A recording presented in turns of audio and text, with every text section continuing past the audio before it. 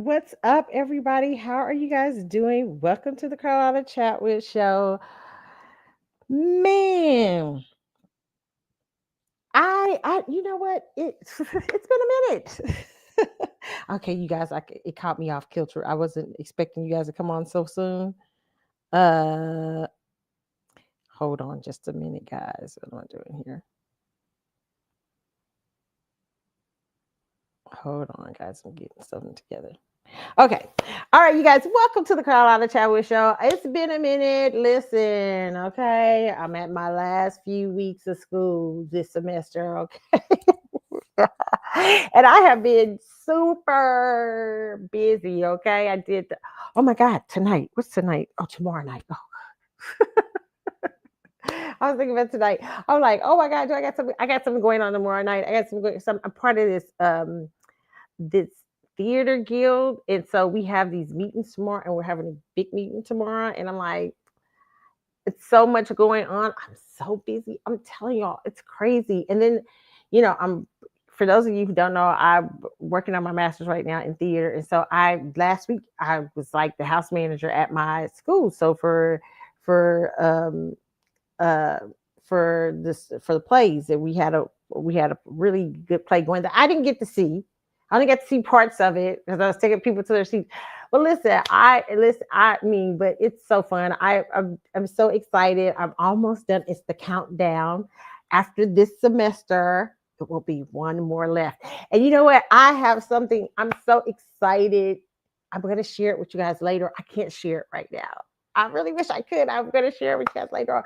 But I got so many exciting things happening. I'm so excited. I'm hoping it's exciting, it's going on. But yeah, listen, really trying to get out of my comfort zone, do things differently. The last few years, for me, I was like, the last few years for me, I have really just, sometimes you know how you go into you're sometimes you go into la la. Wait a minute, hold on, you guys. I am having such a thing right now. Okay, I'm going. You go into la la land with things and stuff like that. You get busy. You just sometimes you're busy doing a lot of stuff. And I'm really at this point where I'm just like cutting things out and everything. So I'm being very strategic about what I give my energy to. And one of those things is, I don't know, the internet. But I'm trying to do other things. I'm trying to get like, I don't know. I'm trying to get like grounded right now in this new reality for me because I got so much going on in this new, very new reality. So, you guys, that's what it's been going on. That's why I haven't been I didn't do the shows for the last, was it, a week or two because I just been, okay, it's been crazy. All right. But I hope you had a wonderful Thanksgiving. Mine was very good. Your it's a word today is, let me tell you about family, friends, people, everything like that. I learned a valuable lesson this week. I'm always learning lessons. And my lesson this week was that everybody just went around the holidays. People don't share. I'm a Christmas person. I'm a holiday person. So there are a lot of people who are very sad at the holidays. They don't like the holidays and everything. And so you have to find ways to still be joyful, still be yourself, even when you around people, family, friends, everything that do not like holidays. Okay. I am one of those people. I have to, because I have some family members, it's just like not holiday people. But listen, I'd be like, Christmas. Thanksgiving, Christmas music's playing. I have dinner already planned out. And this year I only cooked like 3 dishes because I was like, I'm not cooking this year. I cooked last year. I cooked the whole meal. I'm like, no more. I'm not doing it this year. This year it's going to be, I we got meal in, and I only cooked certain side dishes, because I wasn't trusting the people to do. The only three meals I cooked was the ham, uh, no, did I cook macaroni? I didn't cook macaroni this time. The ham, sweet potatoes, and dressing. I made another dressing so that everybody can eat because the dressing, because the people I catered from, no offense to white people, but y'all make dressing different from us. So I had to make my own. But it was really good. It was a great meal. It was fun. I had a great time. I went to my grandparents. So my grandparents are elderly, but they think they're 20. And so going in the house, and in the middle of the house, my grandmother has this big incident with her plants. I have to repot the plants. It's going crazy. Everything's going wild. It just was a wild week. This was a wild time. I usually decorate like my grandparents' house for Christmas, and I'm like, yo, like when I come back, like I'll put a pop-up tree for you because I am tired. They wore me to. Listen. I got wore out. I was wore out. I was tired. It was a trip of full of things that I had to do for my grandparents. It was my grandparents' list. But yes, I still had a great time. It was fun. I had a wonderful time. I got to do some finish up my Christmas shopping. I've done. I even wrapped most of my gifts. Seriously, it's scary. I used to do that all the time, but now I'm back to doing it because I feel like I don't want to be razzled during the holiday. I just don't. I don't want to. I want to enjoy. But what I have decided, it's the word this weekend. That's what I'm saying, with your family and everything. Sometimes you go all out for people and it's just really not that, they don't really care. And so what I have decided, my personal, I said next year that I am looking at a lot of times I am the person that does all the things for my family, cook, does all this stuff. But I said next year for myself. I've always wanted. My true thing is I've always wanted to go on like some island or something by myself. So I was thinking next year I might go and visit France for Christmas, like it's for the week before Christmas, just myself by myself. France. I'm thinking about it. There's Christmas. They have this Christmas city or this Christmas. I forget where it's at. They're like the capital for Christmas. This particular part of France. And I was like, oh, I'm gonna get stuff and figure out. And now a lot of people's trying to come on my holiday. I'm like, nope, nobody's coming. It's gonna be me. It's gonna be a week before.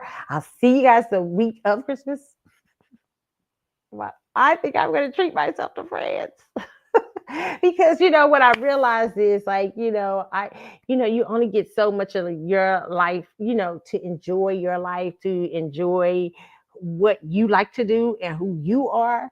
And so I want to encourage you, if you're one of those people like me that's always giving energy to people and things and giving too much energy, take some time and give some energy to yourself.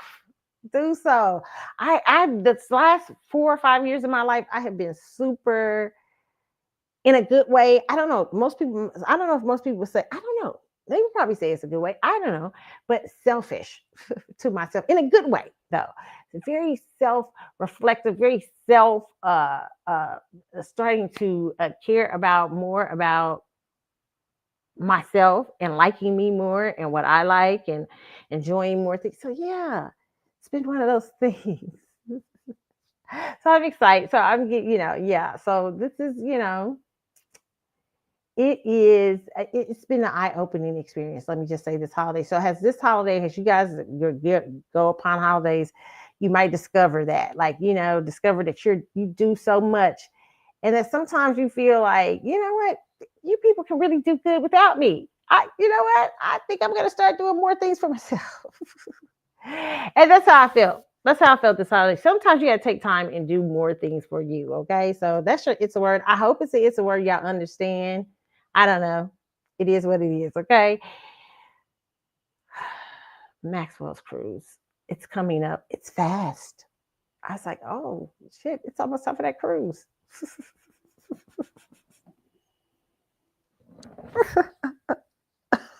It's so fast. I'm like, wait a minute. I'm trying to get outfits now because I don't want to be bothered. Okay, like I'm trying to get my outfits and everything together. I'm trying to get stuff together. I don't even know what to wear because I'm like, I'm in the midst of weight loss. I listen. Let me tell you guys, I have lost a tremendous amount of weight. My friends, I'm still in the twos, but I'm going down to the lower twos, and people are looking like I was before, and people are looking at me like, oh my god, were they noticing? So I don't know what I'm going to be on the cruise. So I'm like, oh my God, what am I going to be on the cruise? I think, I don't know. I know I'm still probably, because I'm doing it slowly, but I'm like, what am I going to look like? What do I wear? So I'm scared to buy clothes, even though I've been buying them, buying things anyway. But I'm like, what am I going to look like? And, you know, I got so much going on. Next year is such a big year for me. Like, I'm hoping to I was thinking this year I was going to get I can't tell y'all my business. I'll tell y'all one day. I was thinking I was going to get something done this year, and I'm not, and I'm going to get done next year. But I'm like, God bless. I mean, if God bless, it's just so much. I'm just like, wow, this is a lot. I've got a lot going on. So I'm trying to ground myself in this. I'm like trying to prepare for this cruise beforehand. Okay. Did you see the cheesy cartoon, Maxwell? What's the cartoon? Maxwell, you should have the people who made the cartoon for Dion Cole. The little cartoon for Dion. I don't know who made this.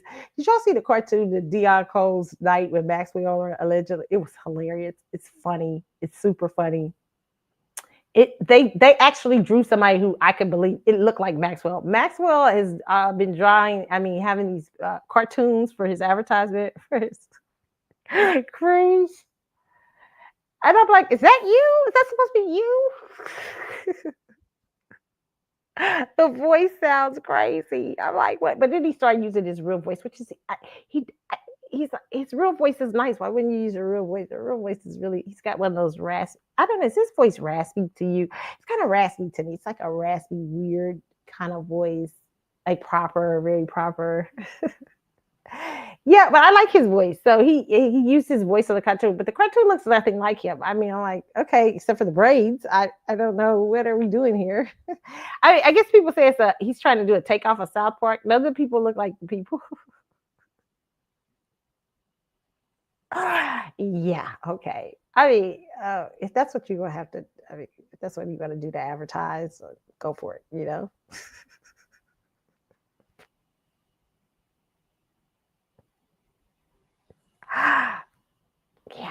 Okay. So I'm excited about the cruise, nonetheless. Trying to get prepared in my head, okay? Because I'm doing this in the middle of my school year, right? It's the middle. Well, no, it's the beginning. It's like the second month, but I figure I can. I know how to do this. I know how to get away with it. Okay, so like get away with it, for a week and just be gone and stuff and do this. So I'm quite excited about it. Yeah, and it's my first cruise. I've never been on a cruise, so it should be fun. Everybody's been telling me about how to cruise. People have given me so much advice about cruises. Even one of my friends sent me a couple talking about Maxwell's cruise. It was very good. They had a very good review of Maxwell's, the first boat. I'm glad I missed the two boats, the two first boats. This is my personal opinion. They had great reviews, but and they said what people have been telling me. It was so funny, but the lack of I'm hoping I see something different this year. They said there was a great vibe, great cruise and everything like that. Lack of connection though. I'm not surprised by that though. Does that surprise me about? No. I can see, you know what? Because do you get the feeling that Maxwell, as a big Maxwell fan that I am, I have this thing that Maxwell's a vibe, but he's a mystery also. He's like a vibe, but he's a mystery. So it would make sense that you would be a vibe and a non-connected in your cruise. But it was their review was very interesting because one of the ladies was saying how she was expecting maybe like a gift thing or something like that says like Maxwell's cruise and stuff like that, but instead it was really from her going on so many cruises that she got from the region or whatever. but she said she thought it was them at first. Listen, I'm just telling you, everybody that I'm just really, yeah. I hopefully maybe this year they'll do a little souvenir thing or something. They really had great ideas. This couple that went, they gave the great reviews of this cruise, but they also gave the review to show what was good and what wasn't and everything like that. So very interesting. And they were people who cruise all the time. So it was very interesting. So yeah, so I'm excited to see what it's going to be like for me. I don't know. We're going to see. I think I think that I'm going to enjoy myself. I do. I really do. I'm going to have fun. I'm going to have fun. Have friends on the cruise. I have somebody I'm roommating with who I like, and I think it'll be a good time. Even though I'm a girl who's used to being I'm a loner really sometimes, but I think this is going to be fun, to room. My friend goes, "Don't be upgrading at the last minute." Because she knows how I'm like. But sometimes I'm gonna like to be by myself. But this I think is fun because it's a Maxwell friend, and she's really cool. I've gotten to know her a lot, so I'm so excited about it. Now I did think about a meet and greet on the cruise, but shit, shit, hell no. Y'all should have saw how much that meet and greet was. That meet and greet on the cruise is like 5 of my meet and greets. I ain't even had 5. It's 4 months plus some. Plus I can do 4 months. Hell to the hell no to the no hell to the no hell no. Unless I win like I win the lottery or something. Hell, but I can nah, man. Ain't nobody doing that. I mean, I think it's like if you get a family room or something like that. I mean, does the whole family? If you get a family room, does the whole family get to meet him? Like, what the fuck is it like? What kind of shit is it? I mean, if you get a room, is everybody in that room gonna go get to do the meet and greet? That shit was high. I was like, oh my god, the cruise is high. Okay. Yeah, but I understand it's got a lot of great artists, but it's still high. But lots of good art. I'm excited for this because it's a lot of my favorite artists. Okay, so I'm happy. I'm happy to go. But yeah, I'm not. Man, I don't know how much was like the meet and greet for Maxwell at the on the cruise. Like you have to have like a big time room or something like that. It's crazy, man. I was like, who the hell's doing that? Now I might do it. Listen, like I said, if I was just like out here splurging, yeah, I might.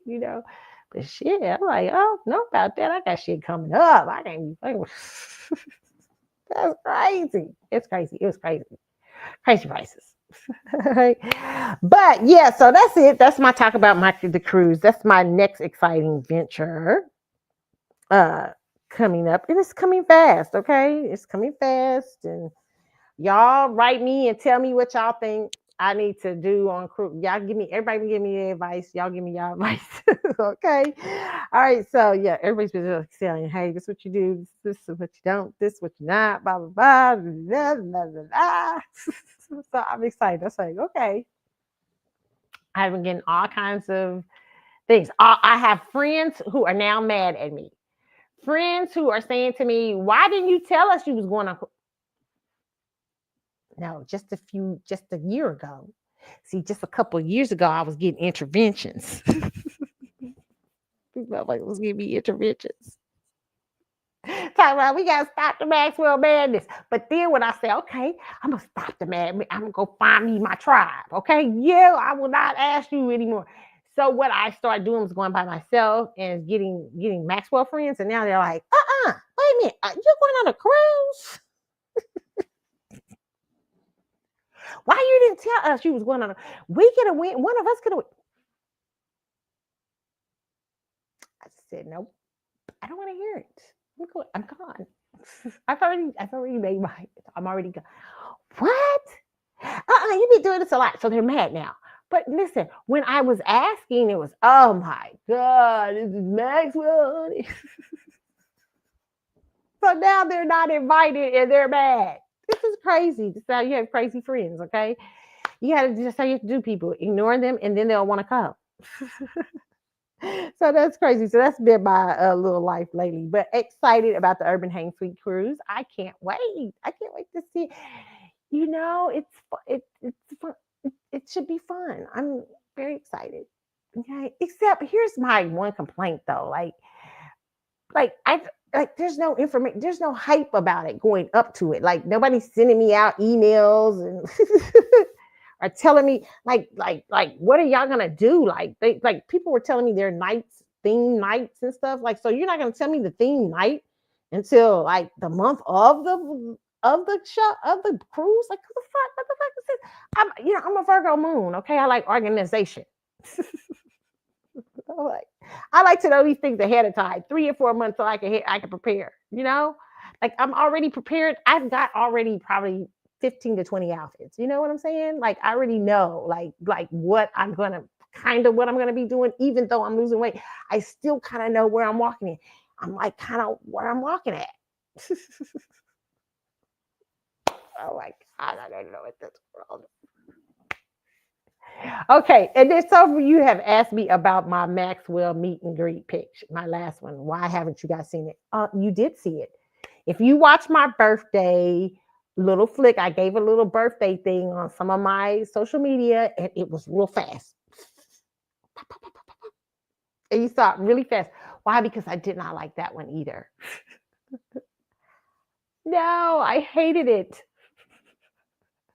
I was like, okay, I'm done. I get it. You know what? I just realized. I just determined I have to get what it is right now with me is I think I'm seeing everything bigger because I feel like I need to be at like a weight that I'm not feeling really good. I'm like not feeling good about it, and so I was like, ugh. I don't like this picture. And the camera adds more to you, right? So I'm like, ooh.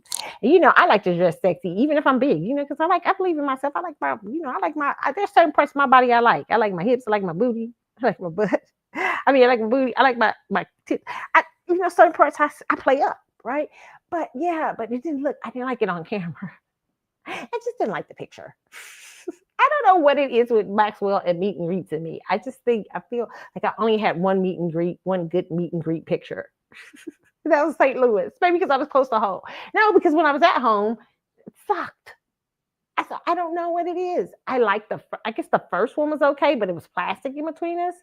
So yeah. Then I just the meet and greets. The meet and greet pictures. You know what? And I know my friends are always shocked because they're always going, bitch, you like to take pictures all the time. What the hell's going on? I'm like, but I don't take those. So you get into a certain, I don't set it up. And so I don't see like how that's going to come out or, you know what I'm saying? It's something about the Maxwell meet and greet pictures. They always are terrible for me. Only had one good one. Okay, one good one. Now I have been considering should I go to New Edition and do a meet and greet for New Edition. Now shit, it's worth. I would pay that much for New Edition. Okay, it's worth it. It's 5 of them. Shit. So I've been thinking about that, but I don't know. But yeah, Max. No, my pictures have been bad. So that's why I'm like, why would I even pay for a meet and greet on the boat on a cruise? Why? So it could just be a bad picture on the cruise. Oh God, no more. No more. I thought my friends were like, oh, so we're not getting no t-shirts or cups or nothing. I'm like, nah, because I really don't like the pictures. They're like, what? No, you don't get no t-shirts or cups this year. I hated both pictures. I hated Kansas City picture. I hated I hated where was I at? I hated Vegas picture. So you are fine. But I wish he would have called. Like there was a moment, I had a moment with Maxwell where he's saying something to me, la la la la la. That's all I remember. La la. All I kept seeing here was la la la. I wish I would have got that on tape instead. But got that as a memory instead. But the pictures, and then I just got my VIP. They send you the VIP like if you do a meet and greets before, they like some for Maxwell, they send you a T-shirt, or autograph picture. I don't know. Is that an autograph? It's like, or is that initials? I don't know. I can't tell what it is. Is that how he sells his autograph? It feels like a half an autograph. So you see, they give to you like this nice picture. It's like kind of a half an autograph and stuff like that. And so I'm like, I already have that T-shirt. I already have that tote bag. So I decided I'm just gonna give it away because I already have it. Why? I mean, you're sending me the same shit. So I'm like for meet and greets. I think I'm meet and greeted out. I really am. I always told y'all I didn't like me. Y'all never believe me when I say I'm not gonna do a meet and greet again. And I can't say I'm not gonna do a meet and greet again. I'm not gonna say that because y'all don't believe me. But I don't know. It's just I have a friend that is a super Maxwell fan. She is a super. I said one day, God bless God. I like to give her a meet and greet or something like that because she doesn't want to do a meet and greet. And I'm like, you should definitely do a meet and greet. You would love it. She would love it. She would really love it. I think it would be fun for her. So maybe one day you never know, they hit the lottery. But for now, no, yeah, like no, no, Mitch. I think I've done enough. I think my pictures are telling me, bitch, stop doing these meet and greets. And I also am like, I'm like sugar mama. Sugar mama. I'm not a sugar mama. I wasn't put on this earth to be no sugar mama. I am all about hypergamy. I feel like I'm sprinkling on Maxwell. Sprinkle, sprinkle. I'm supposed to be getting sprinkled. I'm sprinkling on his ass, okay? Like I'm the sugar mama. That's not working. All right, you guys. All right, so guys, let's get to some of the news this week that we haven't been talking about. I don't even know what's going on. What's going on? I done put some stuff out there. Child, I don't know what I be putting up here. I don't know what I be putting out here. I just be putting stuff out. Some days I know what I'm putting out, some days I don't. But let me see what I can talk to y'all about. Okay. Candy and Todd. Child. Mama Joyce called this. Mama Joyce, back in the day, used to be adamant about Todd. Remember Mama Joyce? I thought Mama Joyce was going too far. I used to be actually defensive. Kind of like, calm down, Mama Joyce. I could understand what she was feeling. But I said, Mama Joyce, you got to calm down. I noticed your daughter, but Mama Joyce was not feeling Todd. Okay. She was mad about the whole Todd and Candy. If y'all don't know what I'm talking about Todd uh of Todd, who used to, and Candy, y'all know Candy from Escape, wrote Scrubs. Candy's Candy's a big songwriter in the industry. But she's not only that, she was in Escape. She's been on Real Housewives of Atlanta a number of years. Candy, you should go back right now. You should go back. That check gonna be huge. You should go back. But anyway, but and I'm hearing rumors that Nene's coming back. People are thinking if Nene's back, if y'all bring the whole crew back, Nene, Phaedra. Okay, I gotta have the whole crew. Nene, Phaedra, Kenya. It has to be Kenya. Kenya has to be there. Candy, give me Candy, okay, and Portia, and you gotta have Margot for like those shady moments to come in. Margot to come in here and there, to be she don't gotta hold a peach, but she gotta come in. That's I love me some Margot. But listen, y'all bring that crew back. I'll be back. I'll be watching Real Housewives. I'll be watching that shit. I will watch it, but I can't watch it without Nene. Nene is the Erica Kane, in my opinion, of reality talk shows. Okay. I mean, not of reality shows. Really, seriously. Nene's the guy girl. Nene made the Housewives franchise. Okay. That's the facts. And Nene made being on reality TV a thing. Nene just was herself, a girl, a home girl, country girl from Atlanta. Sometimes you like her, sometimes you didn't. Straightforward, everything. But listen, if y'all bring Nene back, with all that smoke coming around, oh my God, I would love. And you gotta have Phaedra. Oh my God, I think that would be the highest rated Housewives on all time. Y'all gotta pay them the money. But oh no, and definitely have Sheree. I can't bring Sheree too. Sheree gotta come. It gotta be all of them. It got all the shade with no bounds. Oh my God, that would be so good. They don't understand. Oh, I can just see the looks now. Oh my God, the looks from Phaedra, the looks from Kid with Candy's stuff. Oh, just it'd be a hot mess. Okay. Yes, I would watch that. I would indulge in the toxicity. Okay. But Todd, this is from the neighborhood talks. It's saying Todd Tucker says he wants primary custody in the divorce battle with Candy. Damn. Candy. And you know what everybody's been saying? Todd waited to the 10-year mark. Because you know, a lot of people say it's easier to break prenups after the 10-year mark, depending on how tight they are, right? Like, you know, if you put in 10 years with a motherfucker, though, a prenup kind of should be broken. Even though I don't like men breaking them. But I understand if you put in, because what wives do is different. But if you put in 10 years, but Todd is going for the gusto, they saying. Oh my God, this is not good. Poor kid. Oh man. And y'all, I don't know what to say. Are we all, is any of us surprised by this? Is anybody surprised that Todd wants this? I'm not surprised.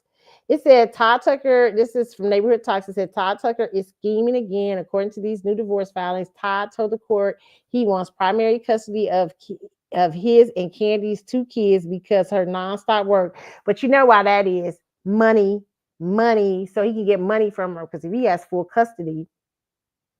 And the nerve of Todd, you've been benefiting off of her work. See, this is poor Candy. It says keeps her out for the state of the state for months at a time. He says the kids have been living with him in Georgia and that he's been the main parent handling everything while she chases her bags. Wow, that he's going to ask for, that he's benefited off the nerve. But that's not all. Todd also claimed he was pressured into signing the prenup right before the wedding. Oh, boo. According to him, the agreement was handed to him without his own legal team present, even though Candy's lawyers had already been in talks with his. He says he signed it at the last minute with no chance of a real review, which now has him questioning if the prenup is even enforceable. Wow.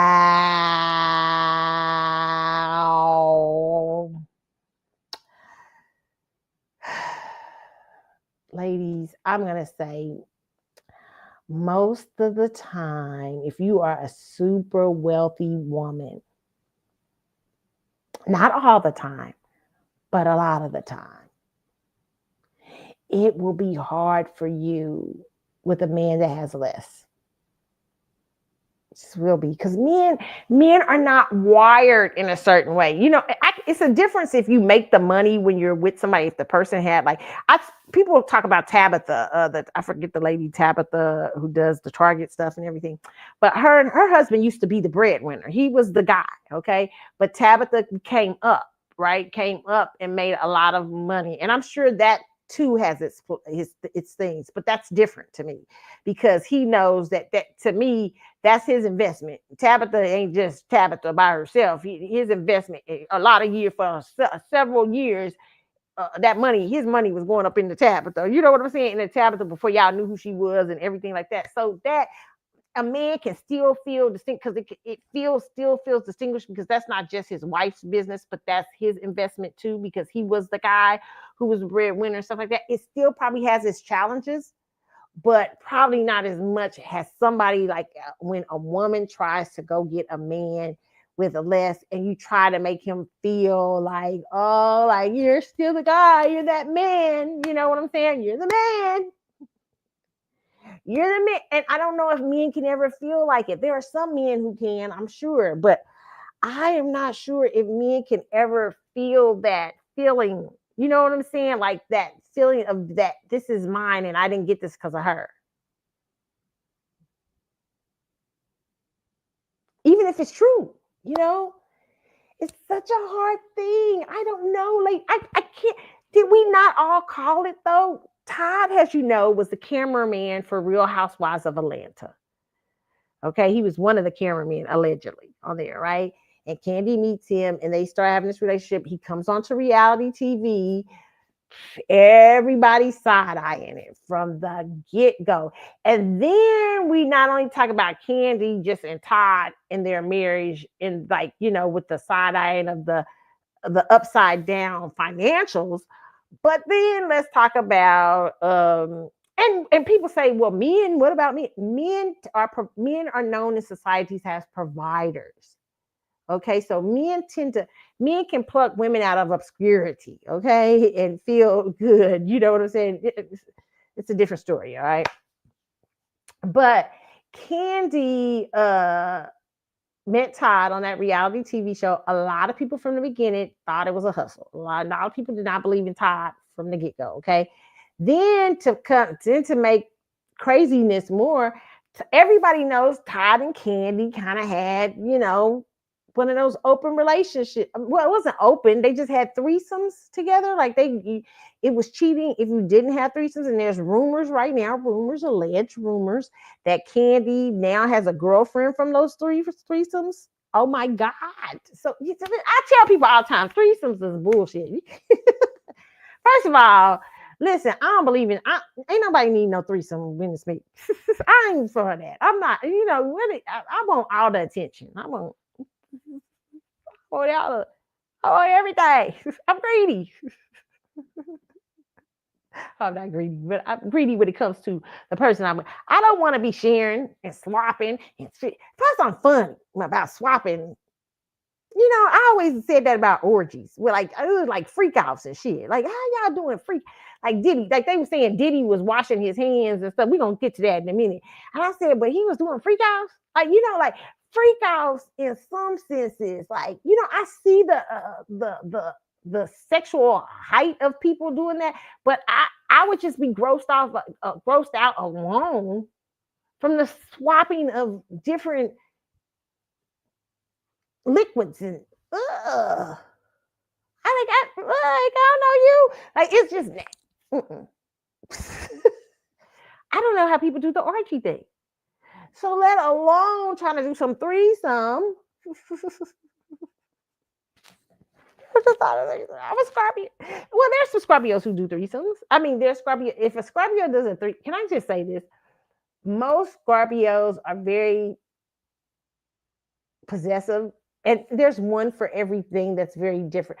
I mean, you know what I'm saying? There's one Scorpio that's very different, but for the most part, in my personal opinion, if you ever put a Scorpio in that kind of position and they agree to it, watch them, okay? Because they're probably testing you and think you don't like them that much, and they're getting ready to turn cold on you. They're gonna go like look at like the rumors were about Kris Kardashian years ago. People said that Kris them were having when she was married to Robert Kardashian, they would have there was alleged rumors that they were swingers. Okay. If that Scorpio felt like he had put her in a compromised position, listen, Scorpios is dangerous. Scorpios will start playing you. They'll start being like, I say, you want to have threesome. That's what you want to do. You don't really I ain't enough for you. We start perceiving what you really try to say to us. You might not be really saying that to us, but to us, you saying that to us, okay? And it's a test. So, you know, and so I think, and then they said she went wild, right? She went crazy. So I think that when you put up for like our sign and something like that, we will just not take you seriously after that. And if we do that with you freely or something like that, we probably don't like you that much. Because Scorpios, when we become obsessed and we like something, we want it by ourselves. I mean, we ain't trying to hold you in no cage or nothing, but we want that to be just ours. We don't want to. We value like exclusivity. You know what you be going all around town dropping dick out? It ain't exclusive. We like exclusivity. Okay, so yeah, so that was interesting. I'm not surprised this has happened today. I don't think threesomes are good for any type of marriage or relationship. That's just the facts. I just don't think so. Yeah, don't do them. Don't do them. Don't do them. You might invite. You don't know what you're gonna invite up in there. Okay, so yeah, so not surprised on this one, y'all. Okay, all right. 50 Cent out here, man, with this docu-series. I don't like it. I don't like what you, why are you doing this? He's such a petty cancer. Like, you're petty, like, for no reason. There's just a lot of pettiness going on with 50. Like, uh why are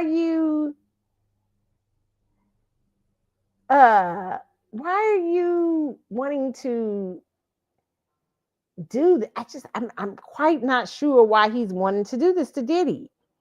Okay, but he's put out this thing for Diddy. This is from my neighborhood talks too. It says this morning he went on GMA to discuss his new Diddy docuseries. So let's take a look at it. I mean, this to me is really bad. I don't really like this. I don't like people doing people like this when they dance. But you know,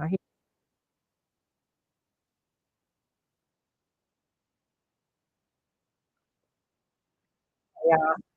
Need some hand sanitizer. Hold on, I got. I've been out in the streets amongst the people. Yeah, I gotta take a bath. Like the amount of people that actually I'm coming in contact with. Like that's what I have to do. You know what I'm saying? Oh. It's like 150 hugs. You're a public person as well, and there was one instance in Harlem, and his reaction when those people went away. Got in his car and said, I feel like I need to wash, like I'm dirt. That was it should show you his character. Was that the reason for including it? Yeah, I mean, and what's the odds that you would do that in front of the camera? Like that's one of the moments where he forgot he was on tape. Exclusive video also shows Combs in Harlem greeting fans. Lord, you win, be with it. I'll accept it. I need some hand sanitizer. Hold on, I got. I've been out in the streets amongst the people. Yeah, I gotta take a bath. Like the amount of people that's. Okay, I see nothing wrong with what Diddy said, and it does not show what kind of person he is. When you are a celebrity and you're dealing with people, I know Max would probably be taking a shower at the meet and greet. Shit, I would. You hugging all kind of people. First of all, it's spirits. People be spirit. You don't know who you touching. People touching you and shit. You don't know like what people and people's intentions. So listen, let me just say this to celebrities too. Just say this for anybody. I don't know if I got nobody celebrity, nothing like that listening, but just anybody for your own sake. People, period. The Bible says, don't lay sudden hands on nobody. Like, you know, be careful who lays hands on you, even in praying for you, everything, because people carry spirits with them, and people carry ill intentions sometimes when they wanted to touch on you and stuff. Even celebrities, you don't, I don't listen. That's why I say the celebrities sometimes have such a hard time, right? I mean, I always tell people, remember I talked about last week, about a few weeks ago, about Jesus, and I don't know if y'all was listening to the show. Y'all know how I love to tell Bible stories, okay? But Jesus walking in the crowd, and the woman with the issue of blood touches Jesus, and Jesus says, "Who touched me?" And it was throngs of people trying to touch Jesus, and blah blah blah. Everybody was trying to come at Jesus, but Jesus felt energy go out from him, right? And then because somebody's touched him in a specific way to get something from him, to get a healing from him, to get something from him, so he felt that energy go out. Same thing can work in the opposite way, that people can come into your presence who are witches, who mean ill, who mean not so good, touch you. Yeah, it's so nice to meet you. Seduce you, put spirits on you by a touch. Okay. Now you can guard yourself and protect yourself. I believe if you prayed up and everything, can't nobody they can touch you all day. You can touch all day, boo. You know what I'm saying? But this is not surprising. Often people who are with large crowds, even you seen this in the Bible with Jesus, they would often go away to be by themselves, because that is a lot of energy coming out of somebody. What Diddy said was not bad. He's right. He's like, I've been touching on people all day. I need to go take a shower. He done met all kind of people. He done met, and it's not trying to be funny. It don't mean he think the people dirty. He mean he understand he coming into contact with people, all kinds of germs. People wiping their face, people wiping their nose. It's all kind of shit to be going on. Okay, I mean, really, seriously. I be looking at, I observe, and since I've been doing a meeting, Maxwell meet and greets, I watch who like comes in the room. I be like, damn, he a G to be dealing with some of this shit. You know what I'm saying? Like, he gotta sit there and take the picture and be like, blah blah blah. You know what I'm saying? That is a interesting like thing. I wouldn't blame him if I all of a sudden said. So one of my fave afterwards, time I gotta take a shower because I done touched all these people. Yes, I'd be like, do so. That's nothing bad. When did he think that was gonna be bad by that? Why are you coming after Diddy like this? The man is in jail. Okay, he's in jail possibly maybe for a couple of years, maybe 4 years at the most. Leave Diddy alone. Diddy's minding his own business. And to me, people like this, I'm wondering like, are you so blind to the idea of one day you could fall? And I think what he thinks is, I can take it. I've been shot 9 times. I can take this and that. I can do anything. Maybe so. But maybe the thing that you don't see coming, the kind of torture that you can't imagine coming, might come your way. So to me, it's like, why do all this? What are you doing? Because he was with that girl you was with. Like, that's crazy. Y'all swap people all the time. I mean, she obviously allegedly seemed like allegedly she was hoeing out in these streets. Okay, you gotta be mad at her. Yeah. I watched this show on Fatal Attraction last night. Yeah. Okay, let me tell y'all about a sidebar. So on Fatal Attraction last night, this woman this woman got mad at her boyfriend. Apparently he had a side girlfriend and he really liked this girl. He was about to leave his girl for this woman, but he was, they texting each other. Yes, I can't wait to be together. Don't text nobody shit. That's why I say have a conversation in person. Don't be texting no shit. Y'all be texting this shit. Oh wow. Okay, I don't know. But anyway, he was texting back and forth, I can't wait to leave her. We're gonna be together, blah, blah, blah, blah. So his little young sister, who's 16 or 17, is down visiting for the summer, right? And she tells his girlfriend about this other chick that she found out about it and everything. So the girlfriend, while he sleeps, goes and gets his phone and starts reading all these texts he has from her and stuff like that. And so meanwhile, she's outside, she's mad, she's steaming, and she's like, okay, I'm gonna text this bitch, I'm gonna act like I'm him and have her come down here. And when she comes down here, I'm gonna bust her ass. You know what I'm saying? So she texts her, and the little sister's out there like, yeah, we're gonna get it. Let me tell you about these two dummies, okay? And they should be called dummies. And if I was the judge had mercy on them. But if I was a judge, you would have got first degree charges for me, okay? Now, your ass would have got first degree charges because it was premeditated and you dumb. I like to, because you're dumb. When you commit dumb crimes, when the crimes ain't even thought, there are some crimes where I be looking at people and be like, well, see, I can see how you can get in that. I can see how you can do some stupid, you know what I'm saying? I can see how somebody do something to your family member, something like that. I can see, you're like, oh, okay.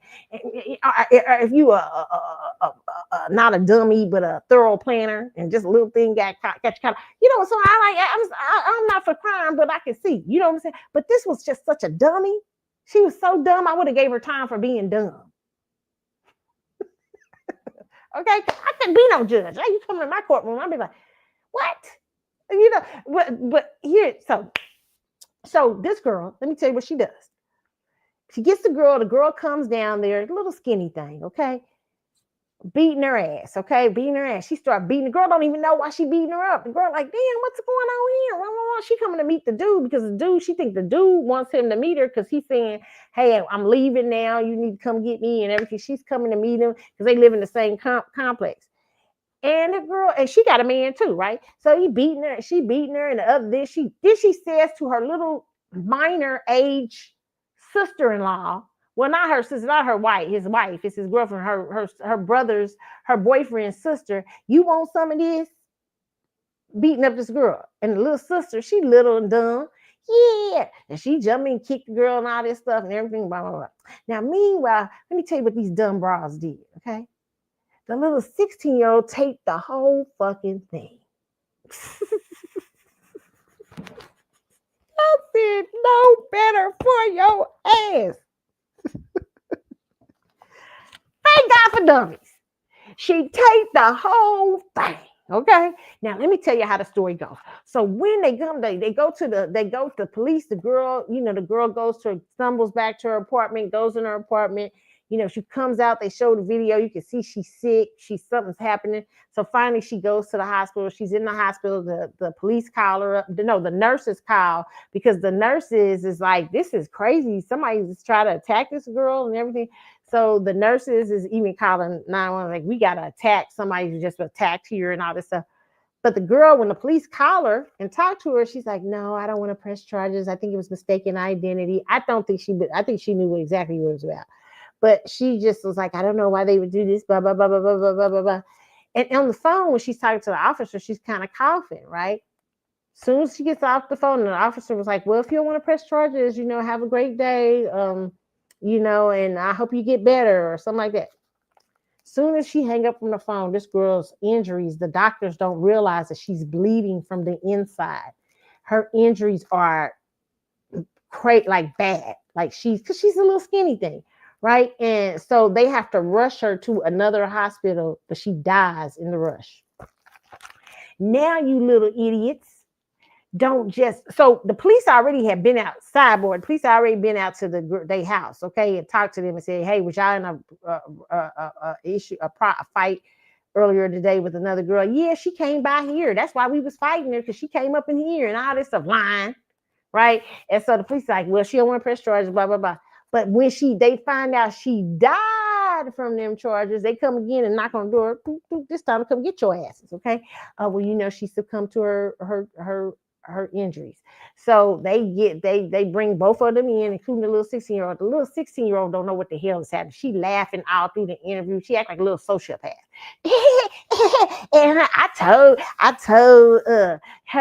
told her what happened, and stuff like that. She got on him. She came down. She was beating her up. Just sound like a little idiot, telling all the business. The other girl asked for a lawyer, smartly enough to do, okay? But the little 16-year-old in there telling everything, okay? And when they got the 16-year-old's phone, that's when they found the video of the whole incident. And guess what the dummies taped? The dummies taped them texting the girl, trying to trick the girl, pretending to be the girl's, pretending to be the man, and texting the girl to lure her over there. They taped it. These little dummies, I would have gave them time just for that. I said, I'm going to give you time just for being dumb. This is my courtroom. You know what? Out of all of this, I'm going to tell you the sad part of it is that this man's getting ready to get another woman. He probably got another woman right now. While you're going to be in jail, because you're going to be in jail. I'm going to make sure of that. First of all, I'm going to give you just the first degree because, it was senseless. You could have went in there and beat his ass. You could have went in their bedroom and beat his ass if you was a man. If you had to beat somebody up, you could have beat your man up, but you didn't. You lured a girl out there and you beat her up for no reason. And because you videotaped it, I'm going to add another 40 years just for being dumb. Well, because I want you to sit in jail and think about it. I want you to think it through.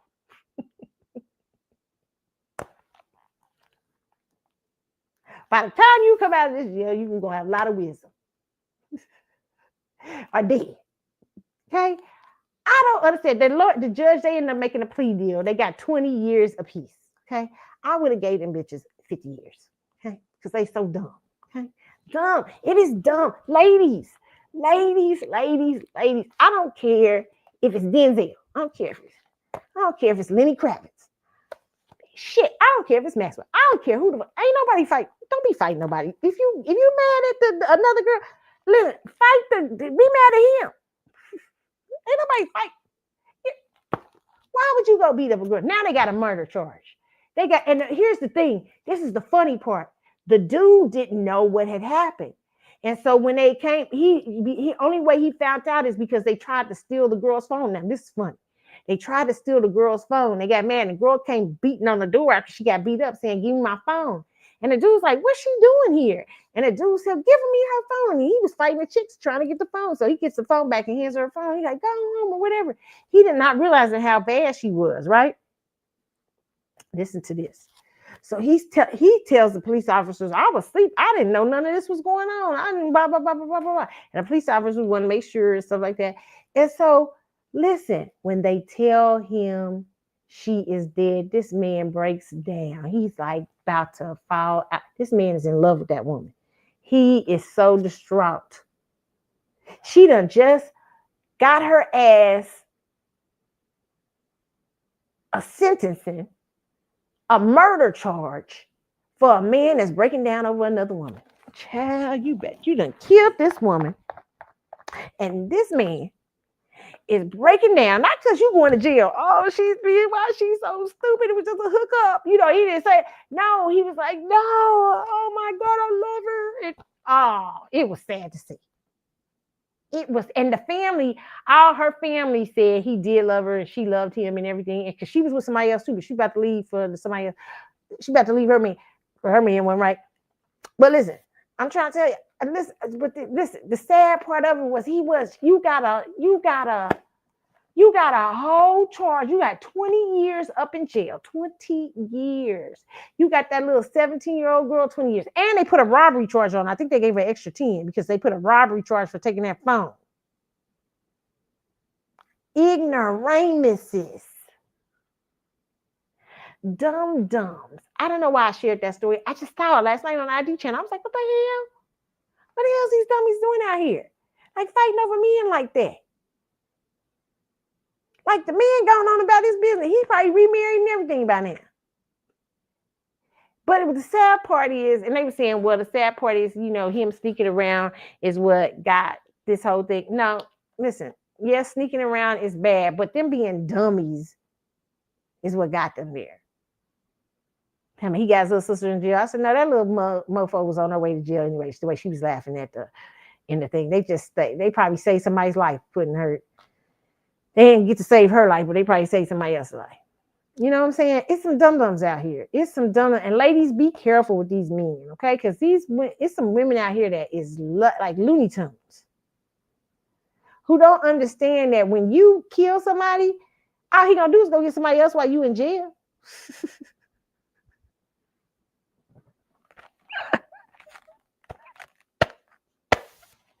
Dummy. Okay. I couldn't believe that. It was just horrible to see. Okay.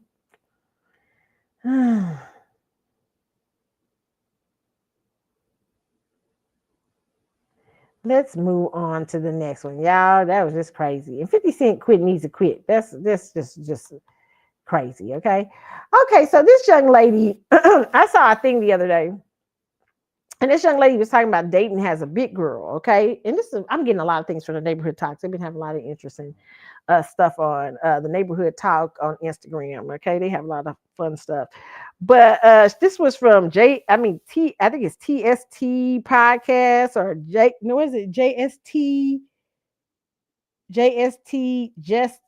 JST Us Podcast, okay? It's a girl talking about, she's talking about this fair use for all the videos and everything I use and stuff like this is teaching moments. I'm trying to use this, you know, y'all know what I'm saying. Allegedly, but everything allegedly. All right, so okay, but this is a girl. She's talking about let's talk about pseudo positivity because y'all not being honest with y'all friends, or are you? And she's talking about being big, how being big has made it hard for her to date. Okay, so let's listen to what she's got to say here. And let me pull this up. I hope y'all can hear because I don't think y'all heard my last one. Because of my size. They always come through talking about, no, it's not because of that. No, you're a good person. No, somebody will love you. No, let me tell you, the world is driven by sight. You get me? with all these different podcasts, all this stuff that's going on, they make it seem like it's bad to be around somebody that's bigger. Like big people don't care about themselves. They don't care about their hygiene. They make it seem horrible. So a man doesn't want to be seen walking around with a bigger woman because of that image. So when I tell my friends that, they always try to dumb it down. I want somebody to be like, you know what, friend? You fucking right. And you probably should get in the gym and let me help you and let me be with you. You know, fuck these niggas. Why do you need validation from a friend if you know this is how you feel inside for yourself? yourself? Because I be working out, but sometimes you need a little extra push. Sometimes you need a little extra motivation. Sometimes you just want the truth. Damn. Amber, get in the fucking gym. There we go. Thank you, friend. Can you say you'll come with me? I'll come with you. There we go. I will come. You want to go? Yeah, I'm serious. I'm gonna lie to you. When I see a woman that's a bigger woman and she's with a man, the man is not giving what's supposed to give. Why is it every time that I tell a friend, know that I'm single because of my size, they always come? That's not true. Can I just, where are these women getting this shit from? Yeah, every big woman I know got, and some of the men are giving. Okay. I wish I could tell y'all. I know the manosphere out here say you ain't gonna get a high value man. That's a lie. I'm telling you, it's a lot of big happy women living in hypergamy. I don't know what the fuck you're talking about. Every big girl I see got a man.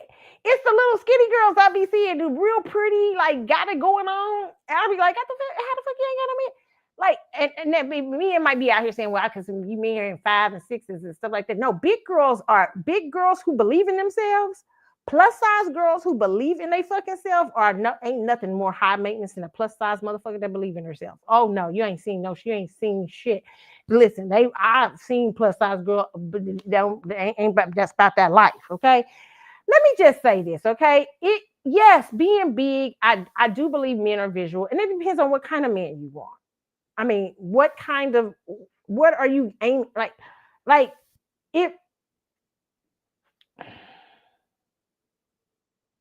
if you're aiming for Denzel, yeah, lose some weight. You know what I'm saying? Denzel married, but I'm just using him for example. Okay, Lenny, if you're aiming for Lenny, lose some weight. You aiming for Maxwell. Maxwell dating nothing but little. No, wait a minute. I was about to say Maxwell dating nothing but little skinny girls. Most of the girls I done seen Maxwell skinny. I only saw him with one plus size model. It was a plus size. Them plus size models in where they at? Where them girls at? Them plus size damn models in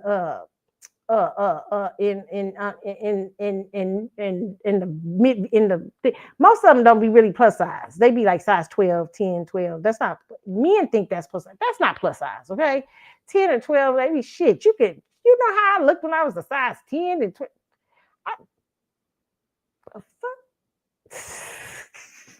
Okay.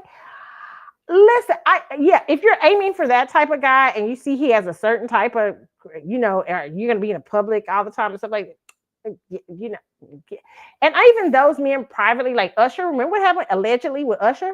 Okay, I'm going to shut up. All I'm saying,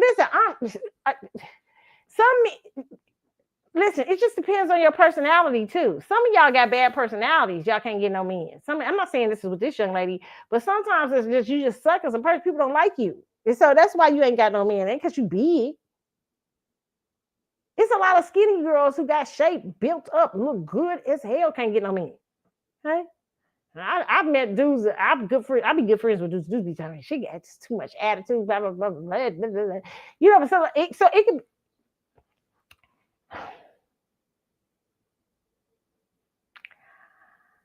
I would say what I would tell my friend is it depends on what we're talking. I've had friends where we've had conversations, okay, where, and I always believe it's okay. I believe it's important for a woman to stay healthy, keep themselves healthy, keep themselves looking good. You can't be perfection, but you can if you like, but to keep yourself being your best self, right? Because it shows on your thing. And also sometimes here's what I'll say too, sometimes with what's going on with a lot of Black women, plus size women and everything. Can I say this? I'm going to say a very powerful sidebar. And I was talking to a friend about this week. And my friend said, bitch, expand. Because when we were talking about why women tend to be sometimes, because to me, I remember hearing it wasn't Brene Brown, but it was another lady, I forget who it was, and she was talking about how that our lives, how we look, or how things are begins to show in our health and in our life. Like, oh, family good, perfect, money perfect, feels like, and it begins, those lies begin to show on us, because women sometimes are not so honest about things they're going through. And that's white women too, right? Black women especially, because black women carry such heavy, black American women specifically carry such heavy burdens in America. Um, in terms of lifestyle, living, who they are, um, racism, family history. When you're coming from a family history where your family historically, you come from slaves in America, in the American experience. And in America, you come through that lineage that's like 500 to 600 years of lineage, and it's been a tough one for a lot of people. Even if you're talented 10th, it's been not easy, right? And black women take on so many things that I think that our bodies, sometimes we're not in where we should be. Your body begins to tell it. Your health, sometimes your body can't take the lifestyle you're in.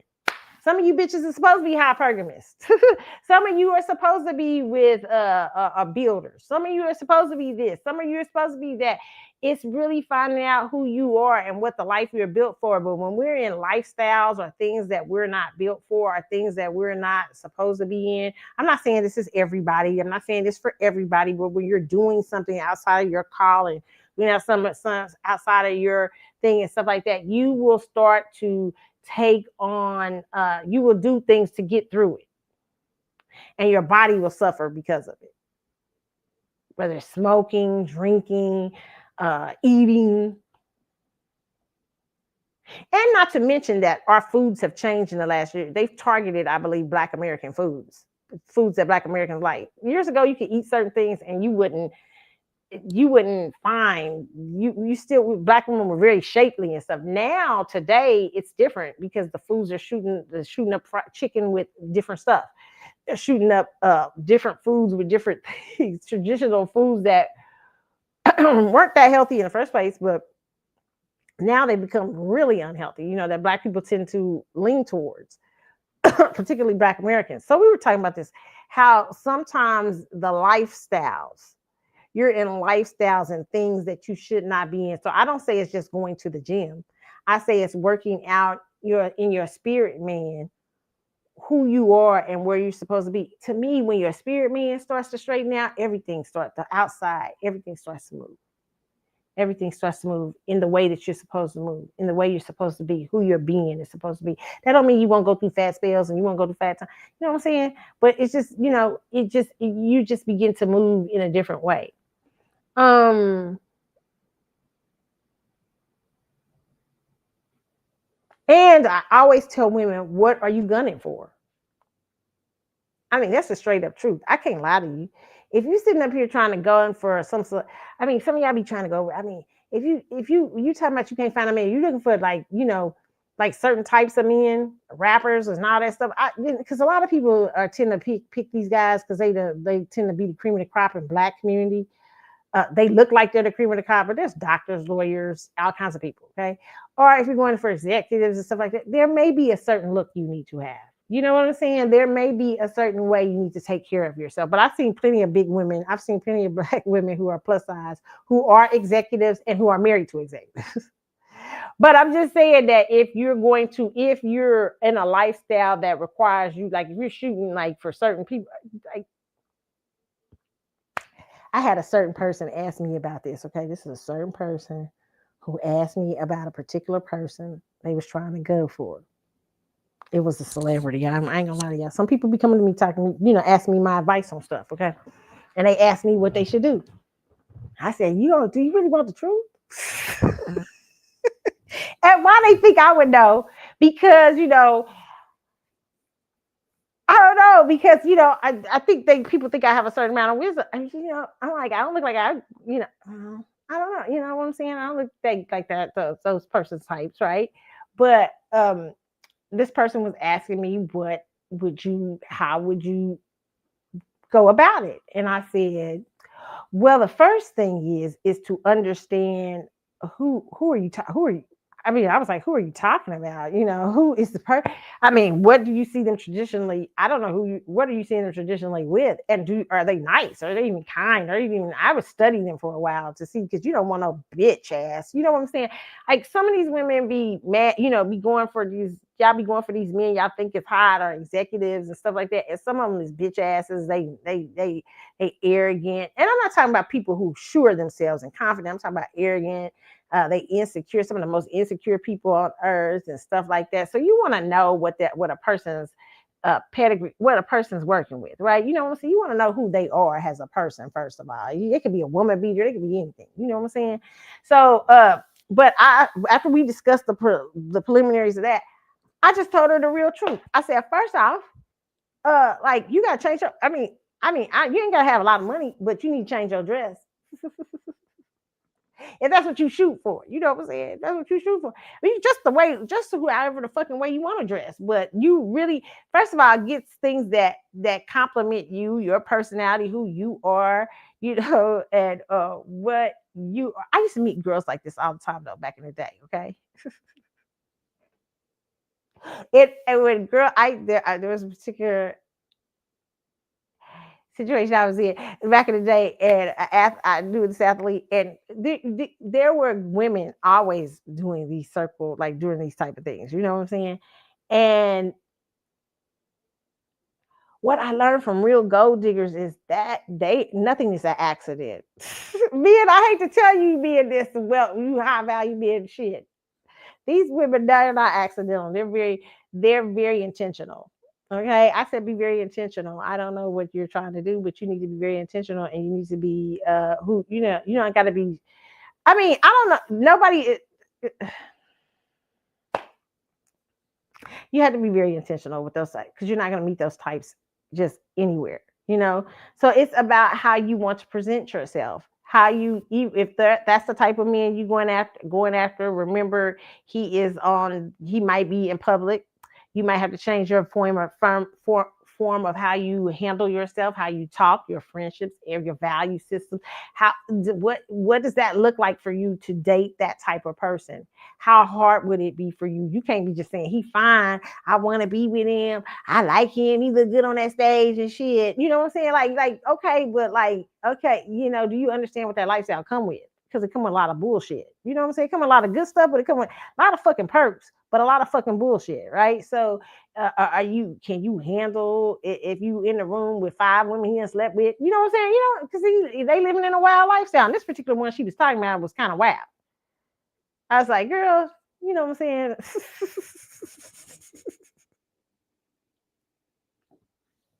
Are you sure? Yeah, you don't just want no one night stand. Shit, you sure you want to? But I told her, do not. I told her, do not. I said, you always have to carry yourself as a lady. But she thought that my advice was too hard. So I was like, "What the fuck? You ain't gonna get him." I mean, my personal opinion is because you saw there's a certain type, you might get a one night. I just feel like it depends on what you're going for. You have to become what you're going for. I don't know what that looks like. I don't know what you're going for. When I know, that's why I tell women, if there's a certain thing, what would you feel comfortable with in that lifestyle? That this particular person that came to me about a celebrity, they were not dating a celebrity. This particular person they were trying to date, and they only came to me because I'm honest, not because I know nothing or something like that, but just I'm honest about what I perceive and see. You know what I'm saying? You can't date this person if you ain't got your weight right. You can't date this person if you ain't got your clothes right. This motherfucker's like fashion, just stuff like that. You know what I'm saying? What is it going to catch their eye? Are they a mind person? Are they see? So I say the same thing for big girls. Like when you're worried about, sometimes it's not even got nothing to do with your weight. I really hate to tell you that. Sometimes men are attracted to various things and it don't have nothing to do with your weight. But men do like are visual and they will do like women to take care of themselves. Okay. But I will say this. Okay, I thought being plus size has never stopped people from coming. I've never had a problem. I mean, did it slow a little bit more? I felt people were more intimidated by me when I was smaller. I would just see people staring. I remember I had people. When I was small, I had men used to where I used to work at. They would send flowers to where I work. It would be. I would sometimes be scared of that because I'd be like, "What the fuck? Who's watching me and just sending me a fucking flower talking about secret admirer and stuff?" I had that happen like 3-4 times. Or men who would just come up and just stare at me at where I was. It was weird. Okay, but as a plus size person, I feel like men are always they're very approach even with my wedding ring. People still men still approach. I don't know. Maybe it's because certain men think big girls are more apt to be down to earth. I don't know what that is about. That's weird. But I've never, like I said, I've never seen a big girl. And these are nice looking men. These are not bad looking men. I've never seen a big girl without a man. Not too many of them. Okay. Now let me say this sidebar here. Okay. I'm gonna give y'all another thing since we talking about this. I did tell one of my family members. Oh, y'all gonna be like, Carlotta, what you be telling people?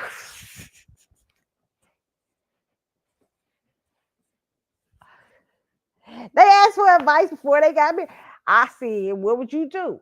I said, because I knew she was a pretty girl. Like, you know what I'm saying? I knew she was a pretty girl in her day and she had it going on, but she had got a little weight on her, right? She got a little weight. So she's about to marry this person. So they said, what would you do?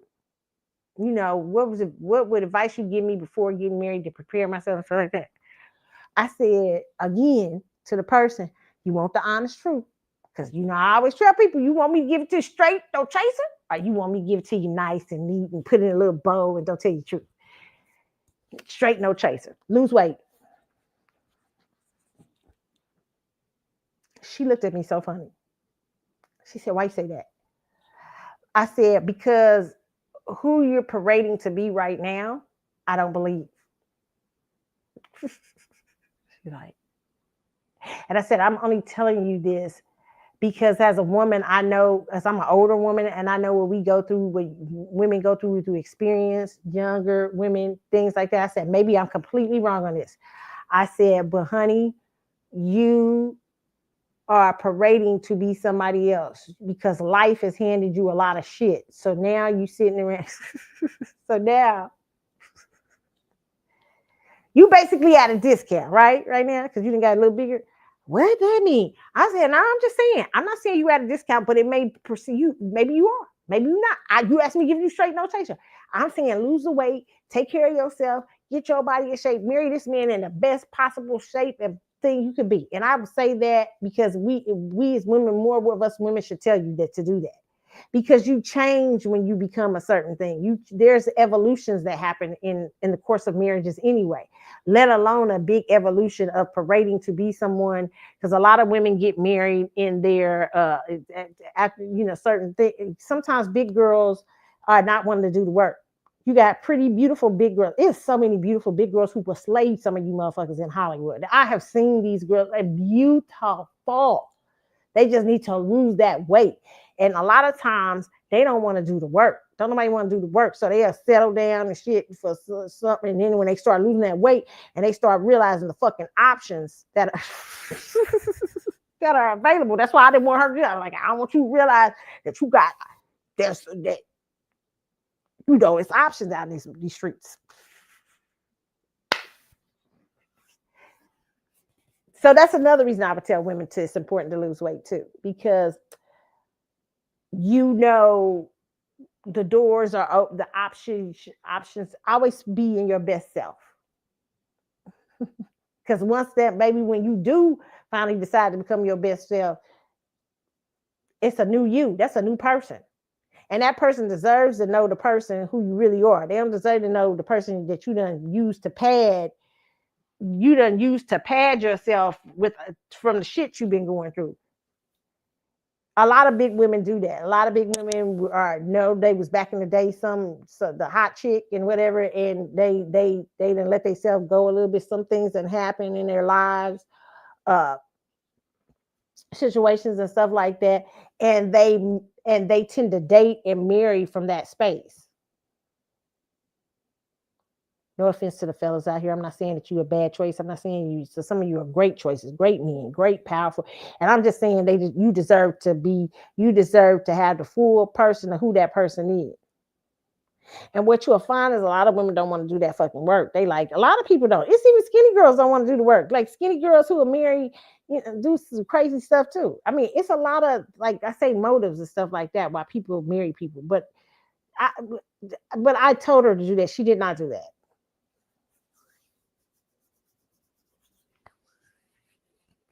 She losing the weight now. Yes, she is. Am I seeing a different person? I sure am. Am I thinking I'm going to be right? I am. Because I said it. I know I can't. I'm sure this person is going to come to me soon. But listen. That's not for every big woman. I'm just saying that to be your best self, don't marry because you use weight. Weight has become uh, uh, um, over the years for you a coping mechanism and stuff like this. And now this person doesn't get to see the real you because it's underneath all of this thing, all this weight and stuff. And then when the weight starts falling off of you, you become something different. And that's what I was telling this. So it is important, ladies, I think, before you go into the dating phase, I won't just say it with weight, but I'm not saying you got to be skinny. I ain't saying you got to be none of that, but to be the best version of yourself that you can be, who you know you are on the inside. And no, it's not a matter of, well, that's just life. I like to have a little bit more weight than me. A man should love you no matter what, no matter the size. You know what I'm saying? Because when you're going through, it's not really, love really is not about all the butterflies, even though that's all great and you love to feel it, the chemistry and all that stuff. But love really is sustaining someone through the hard things of life and not only and the good things of life, being able to do both things. And love is a little bit of a different picture. It's patience, it's kindness, it's being able to understand the other person. It's so many things.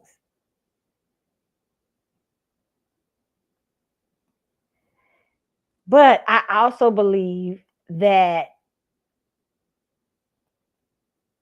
when you pad yourself with weight and all these things, and then you marry somebody from the position of, I have been, it doesn't mean you don't love them. That's not what I'm saying. Doesn't mean you're not in love. I'm saying you're in love from a certain space. Okay. And that you have to be, that person, the person that you love has the right to know that there's another person in there that you have drowned out because of life choices. Like life has made a significant amount of choices for you. And now you find yourself, you know what I'm saying? Now you find yourself like over, and you just don't want to get out of it. And so you everything is from a position of comfort, even love. And so what happens when that you come to the conclusion, you come to yourself one day when that person inside of you starts saying, hey, you know what? This ain't really who we are. We don't eat 7 donuts in the morning. Remember we used to work out, we used to run around the track. Remember we used to have a nice waist and all this stuff. I'm not saying that for every big person. No, because some of these people are meant to be are plus size and they beautiful that way and blah, blah. I'm not saying that for everybody. I'm saying it for when it's health thing. It's clear that your health is not good. It's clear that you have let yourself. But what happens when that person comes back that tells you, if they ever come back, to say, hey, I don't think that's you who we are. And then you become this new person, and the other person's looking at you like, who the fuck is this? And you looking at them like, if you don't know me, then do you really know me? I always try to tell y'all, okay? So yeah, it's important. Gym, spirit, mind, soul, all of it, okay? All right. I hope I made sense on that, y'all. I went into a whole different topic, but y'all know how I be doing on this show, okay?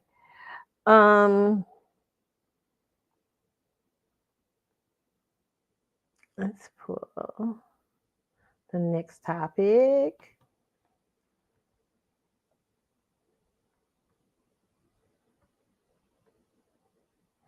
Okay, y'all. I don't like when y'all talk about Lenny Kravitz. Y'all know how listen. I don't know why I kind of believe this story, man. Oh my God, Nick Cannon talked about Lenny Kravitz this week. Lenny Kravitz is super sexy. Okay, I just can't. Y'all go mess it up telling us that Lenny Kravitz stinks. Okay, all right. So, but this is from Nick Cannon show.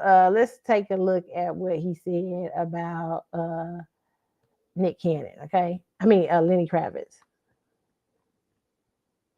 Celebrities. Musty. That's a lot of these niggas that don't wear deodorant. You done met a musty celebrity? Because they get too they get. Who was musty? The black community would kill me. I know who you talking about. I got to go to the grave with that. I know who you talking In my about. will, I want y'all to reveal who it was. I'll just start asking you questions. They a singer? No, I ain't gonna say nothing. They a singer? I would never live it down. And it's been multiple musties. That's how I know. I'm give you a must. I'm not even gonna say the name of who it is. I give you one must. I'll be questioning. I'm gonna tell you what it is because they get on that like natural thing. Yeah, and we don't wear all aluminum. Yeah, and they be stinking. Use aluminum. They get to a certain pay rate. Give me that Reynolds wrap armpit. Okay. Man. I can't be musty. There's a lot of these celebrities that get on that earthy. Yeah, for sure. So who you talking about? I'm talking. Yeah. The Hollywood. Okay, so I could guess. If you guess, I'll tell you. Oh, word? Yeah. Lenny Kravitz? Musty. Knew it. I knew it. Musty. Good. All them abs cannot overdo the must. That nigga musty.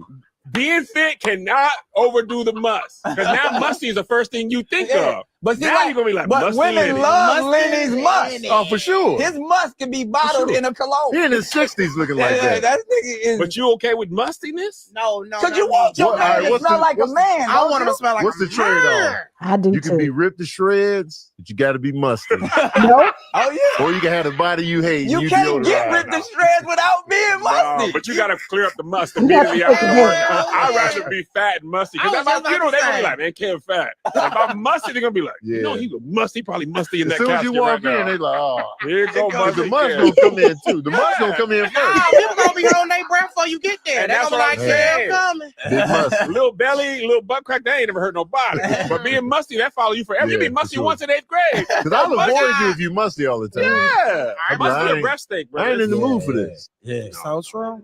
Any musty celebrities?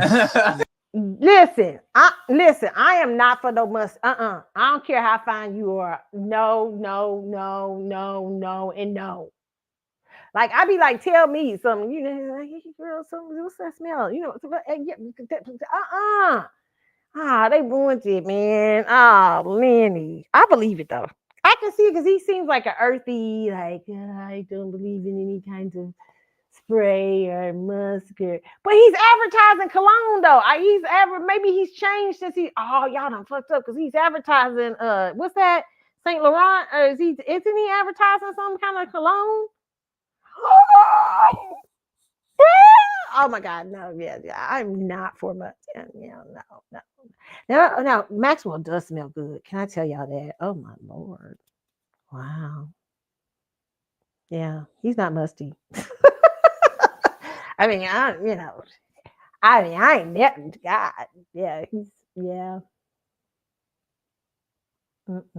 Nothing musty about that. Okay, I'll tell y'all the truth on that. Oh Lord, nothing. Yep, nope. But Lenny, oh, this is shocking. No, it's not. No, it's not. No, it's not shocking. I've often wondered it. I used to know a guy who was super fine. We used to sit outside when we was kids. We used to look at him, me and my friends. We sit on, my friend used to live down the street from me. And it's so funny. One of my family members ended up being with it. Anyway, but we used to just sit out there. We was teenagers. He come out the door, and he got dreads and everything. He'd be like, hey, girls. We'd be like, hi, such and such. All of us say it singing, hi. He like 15, 16. We'd be all like, we come sit at my friend's porch just to see him. We'd be like, wow. And he's like in his 20s, like mid-20s or something like that. But I got to know that motherfucker. I was like, yes, because he was with one of my family. And we was cool. I'll be like, my God, you fine. But he was like a Lenny Kravitz type. But he didn't believe in deodorant and shit. I'm like, what the fuck? How you not gonna believe in no deodorant? How you not gonna believe in no spray? How you gonna be this fine and not keep? There's no way. Oh, it took the fine. It took the fine away.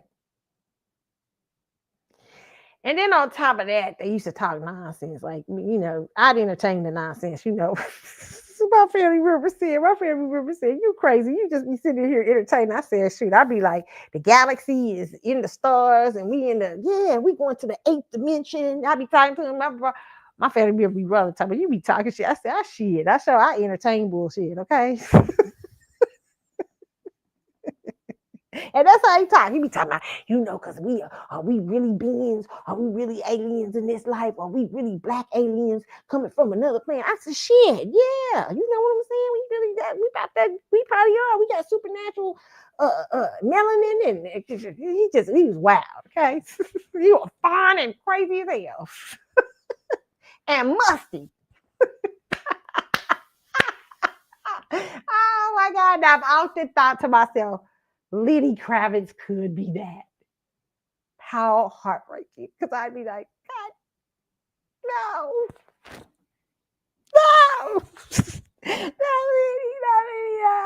Not Lenny. Oh my goodness. You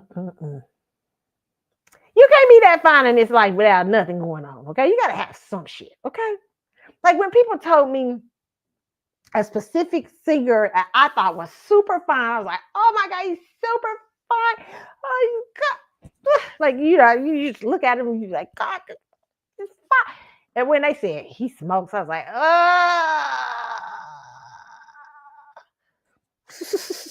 you can't be all that fine. You can't just be fine and not have something. Like you talking about the thing, like Marlboros, like Marlboros. I was like, oh shit. So he's like, yeah. I'm like, ain't that YMCA like Marlboro? Like the white, like I see. Expect one of those to sing. You come to stay at the YMCA. I expect one of them to be smoking Marlboro. They said he's smoking. I was like, oh nah. I said you can't be that fine and not have nothing. Like you that fine, you gotta have something. So I said, oh my God, it broke my heart. I was like, I can't have my fucking house smelling like Marlboro smoke. And even though I had nothing but family members that used to smoke, I hate smoke. I used to tell my family members, let me get out of here before y'all give me cancer. Motherfuckers probably did give you cancer. All that smoking. Just nerves everywhere. Oh yeah, smoking is unattractive. Okay. And what I was really pissed off because they could really sing. And I'm like, the fuck you doing in your voice? Like it just pissed me off. It's like made me mad. It's just like I was like, oh, so unattractive. Ugh. Oh, so can you imagine somebody using an ashtray? Ooh, just turn the fuck. I think my mother still from time to time smokes every now and then. Oh, I'll be like, bitch, I can't do it. Me and my mother were like sisters. I'd be like, I can't do it. I can't got to smoke up in your mouth.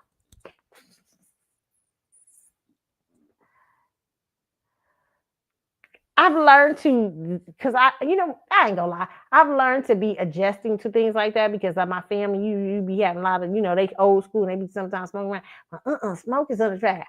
I just don't want. I'm just, it's just not attractive. Yeah, but it broke my heart. So like Lenny being musty, this person have a pack of Marlboros. So I was like, oh no. When they told me somebody he had a pack of Marlboros, I said, oh no, that's not right. You can't be that fine with no pack of Marlboros.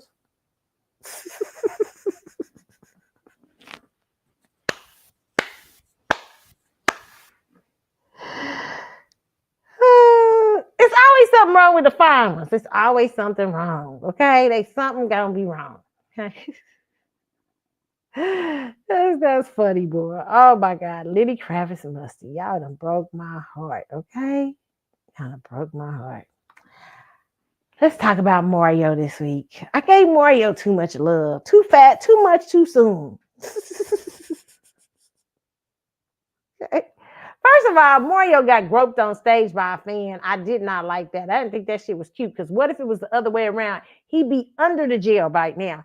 Y'all be diddying him right now. He'd be about to go to court. It'd be 20 of y'all showing up in court. Yeah, Mario groped me in 1992. Okay? So why would y'all feel the need to grab somebody's penis on stage? What is wrong with women? This ain't the strip club. He ain't no stripper. I mean, even though I consider certain R&B, like my version of the strip club, but I don't mean I want to touch all of. Why would you touch on somebody's private part? What is wrong with y'all? And then wouldn't that? I mean, why would y'all do that? That man's up there trying to sing. Nasty heifers. I mean, what happened to the good old days just throwing panties up there and being satisfied? You know what I'm saying? I didn't like that. But this week, a fan did that. Okay. To Mario, it wasn't a cool situation. It was really bad. I mean, I didn't like that, okay? Women, keep your hands to yourself, okay? Unless you at the strip club where they let you touch on them and stuff like that, okay?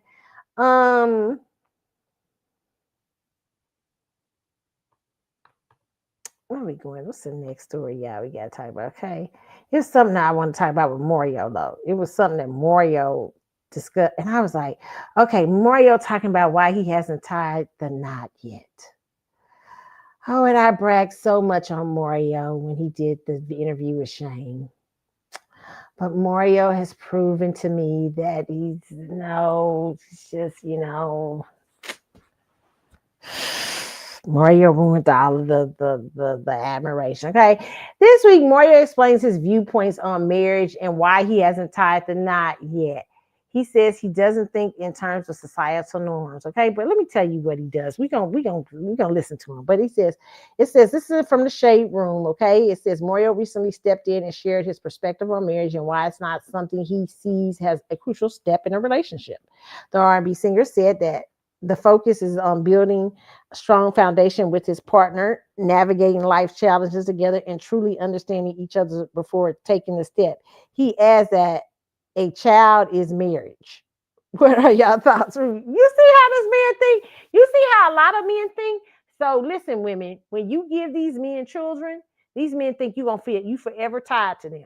Okay, they like that. Even you can't, you outrun their ass. Even you remarry, they still think that's still my baby over there.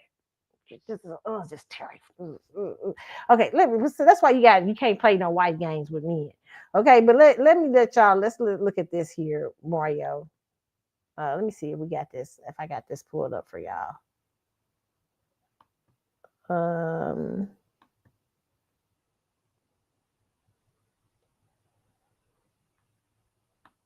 Okay, I'm pulling it up for you guys just a minute. All right. This is from the Shade Room. Let's take this.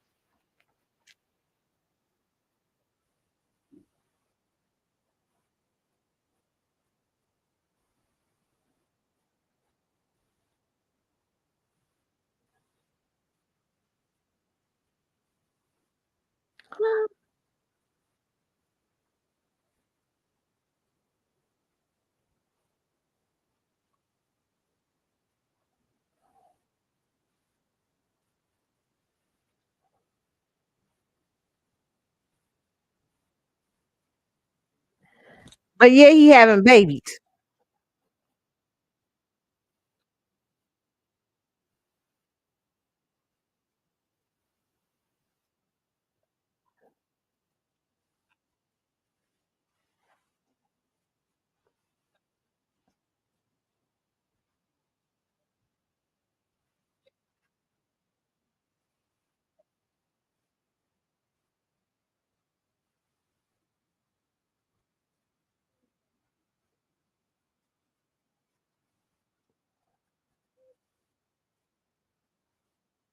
What?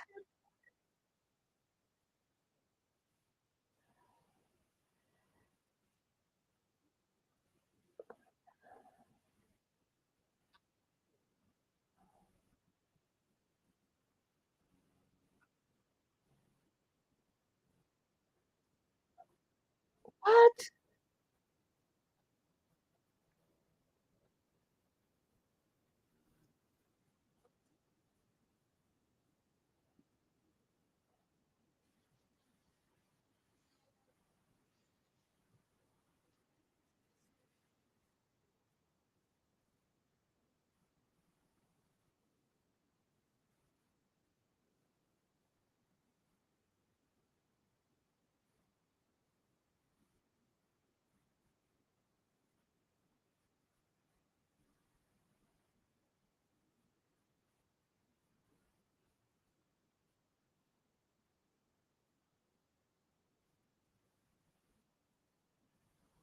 Oh my God. Y'all crazy as fuck. You believe this bullshit.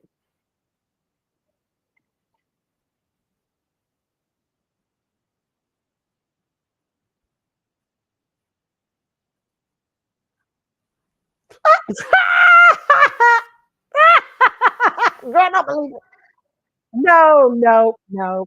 Bullshit. He don't plan on being with her.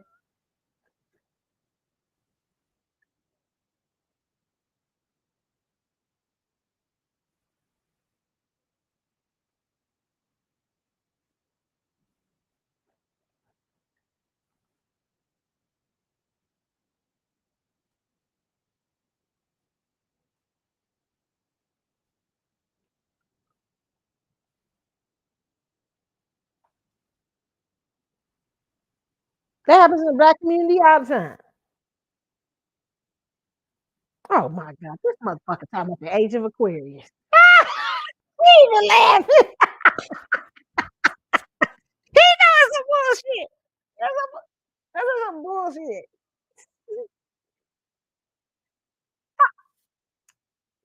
Child. Child, that's funny.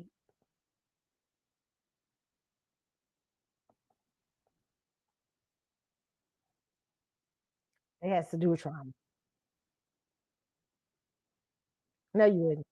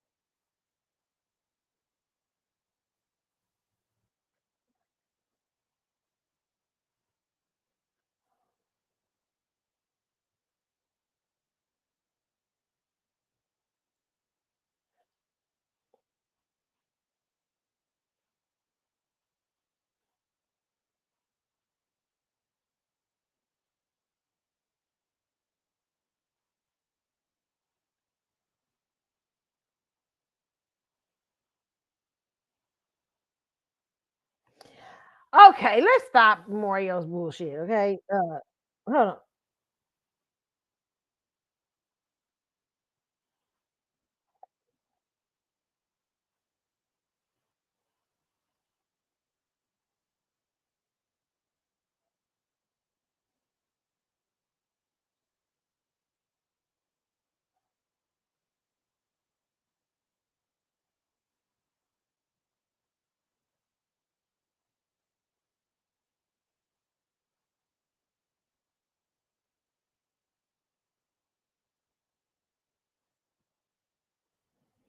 Listen, let me tell you. Okay, I found this to be an interesting conversation. Mario's full of shit. I'm gonna tell women that right now. Okay, commitment on any level. What he's telling this other girl is he's saying that he ain't really committed to you. You know, marriage. You see, you feel stuck. You listen. Marriage is about learning commitment. And sometimes, listen, I'm gonna be honest with y'all. Some people make it through, some people don't. It really is about learning how to be committed to something.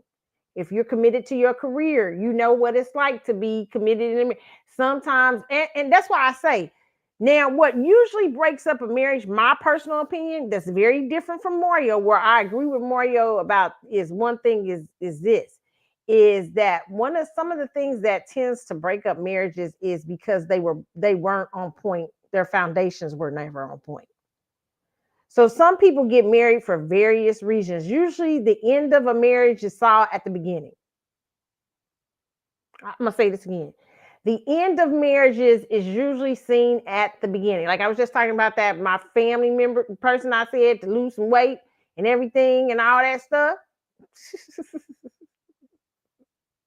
Because I'm telling her being hiding who she really is behind uh being being chubby wubby is not really who you are.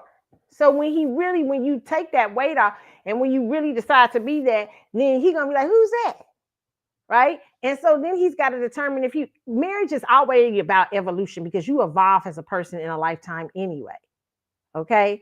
But so it's best to go in with his less mask as you can. Okay. But if you can commit to a child, you can commit to marriage. Children are not for the faint of heart. People who are single parents will tell you it is not easy being a single parent and raising a kid because they weren't meant to do it alone. That shit's hard. Now, like Carlotta, how you know shit? I had my little cousin a couple times during her toddler years and her baby years. I had her for quite some time. Listen here, that shit. I was like, oh shit, that shit was hard. Like, why are you doing this? I'm not doing this by myself.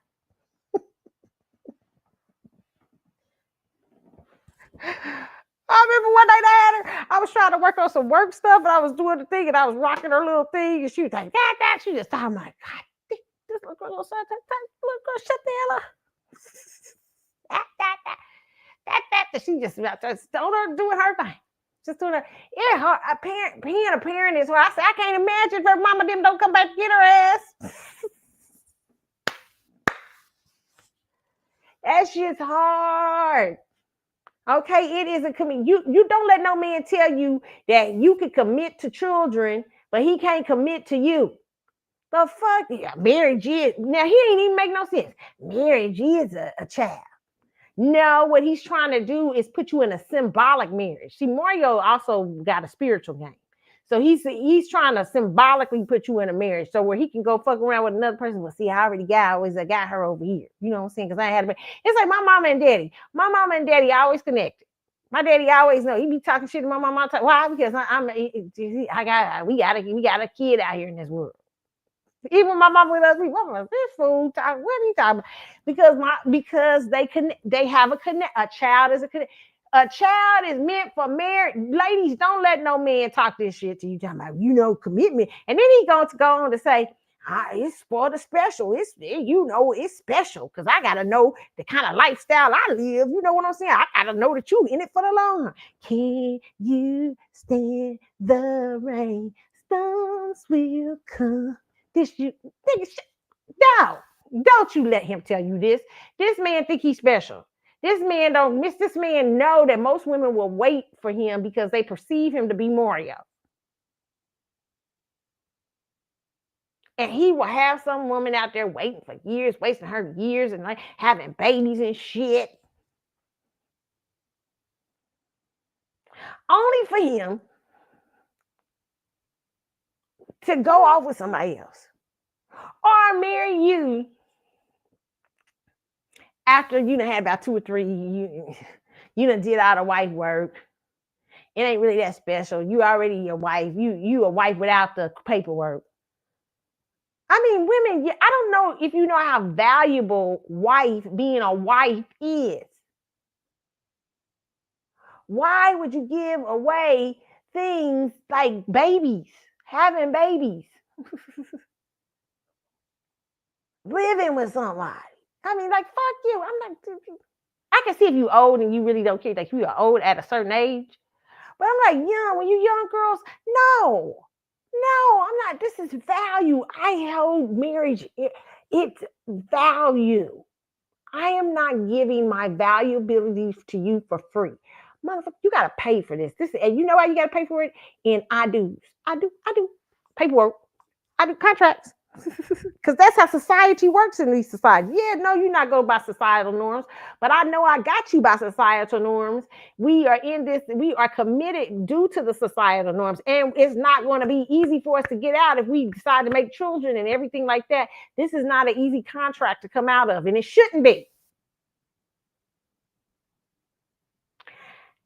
Even if you go into marriage on the wrong foundation, it's not supposed to be easy to get out of. Even if this ain't the person for you. If you know it ain't the person, ask anybody who been married. Is that shit been easy? Even if they know they from the beginning, they know they already found the person, they found their soulmate, they twin flame, and the person they with, and they like, dude, ask them, was that marriage hard to get out of? Marriage is supposed to be, it's a bond, it's a contract. It ain't supposed to be easy to get out of. It's commitment. It's like you being committed to your record contract. Fuck you think you going? Fuck it ain't gonna be Sony like the fuck you think you about to do. What was he on? J Records. What the fuck you think you about to do? You ain't doing nothing to this J Record contract is over with. You can be committed to a record contract. You can be committed and have you a baby. It's about commitment. Or at least trying to have a commitment. And when you decide that, hey, you know what? This ain't for me. This person wasn't for me. It is not supposed to be an easy contract. It takes time to break. Even if you got a twin flame out there, this is my twin flame, my soulmate. Okay, I respect it. But it ain't going to be easy getting that. Sometimes it's not easy. It's not an overnight thing. And even if it is an overnight thing, there is still residuals left for like, oh God, like you ask anybody. I asked a family member of mine who was married to somebody years ago, and they still friends. They still friends with the person.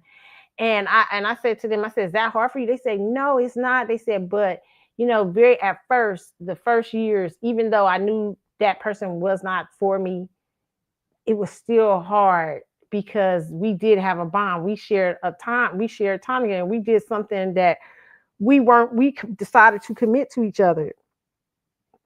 Even if we didn't commit on the round foundations, but it still was sacred to me. It still was a bond. And I still care for that person, not in love with them, but I still wonder how they do, or some people go around and they don't care about the person at all. But that person, it's still, even though they both remarried and they friends with their prospective people and stuff like that, but they say, hey, it was not an easy thing to do. And you think it's gonna be hard, Mario? You think it's gonna be easy if you break up with that girl? She gonna treat you just like you acting like you ain't no husband, But let me tell you something. That child support gonna be like your husband. Clock that T. That child support gonna be like you a husband. That ain't gonna be that bond with that kid ain't gonna be easy to break either. You ain't gonna be it ain't gonna be easy to break with a woman. You gotta ask her permission to see another kid. I mean, if you got a kid with a woman and you decided to have had a baby before the marriage, and you sitting up there, now you don't want her no more, and you done found another woman and all that stuff, and then she gonna say, I need to meet her. Everything she gonna be a part of your life. Now, some women men are able to get away with a lot of that stuff nowadays, be able to take their kids around stuff because women don't demand certain things. But there will be some women who will demand certain things of you. Now, I don't want my kids going around her. I don't know her. They're just like you gonna forever stick to them, she'll forever stick to you. I want people to start thinking about this shit. Kids are not supposed to be, it's supposed to be in the bonds of a marriage. What the fuck y'all out here doing? Motherfuckers are just so stupid. At least and people say, well, what about the people who divorce? I respect divorced people because they tried. They tried to go in it. They are people who believe in commitment. They just might have did it with the wrong person or the wrong foundation. But they're not afraid of commitment. So who did I hear saying? I saw somebody with celebrity was talking about somebody was playing a video from a celebrity's concert. I'm gonna say y'all gonna know who it is, but they said they was getting ready to do their song about marriage or whatever. They said, I need y'all to teach me how to be married. I said, who the fuck gonna teach you how to be married? It's something you just gotta fucking do. Shit, ain't no teaching. This no fucking teaching. Old ass. Grandpa. Ain't no teaching you, Grandpa. Daddy. Old ass. Teach you what? Old ass. Teach you. How to teach the old dog new tricks. Teach you what exactly? Like you start here, be like, huh? I need some, I need some y'all out here. I don't know what it's like. Somebody need to teach me. Teach you what? Oh, right there. Nope. Teach you how? We gonna teach you that? How somebody gonna teach you that? Ain't no teaching. Shit. You either get in it and you find out the shit is rough. You find out like, oh shit. And you commit to it and try to survive it.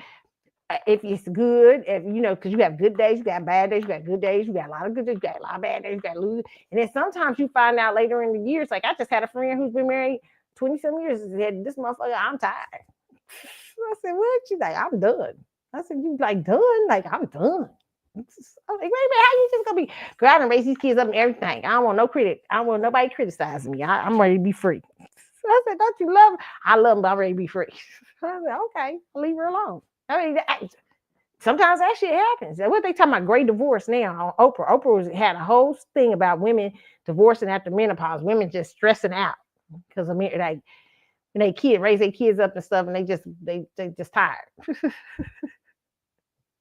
I mean, that happens too, but nobody can teach. I was laughing because I was like, Grandpa is an older man. The man's very handsome, he don't look old, but he's very handsome. So he said, anybody need to teach you? I was like, who the fuck gonna teach your old ass how to do?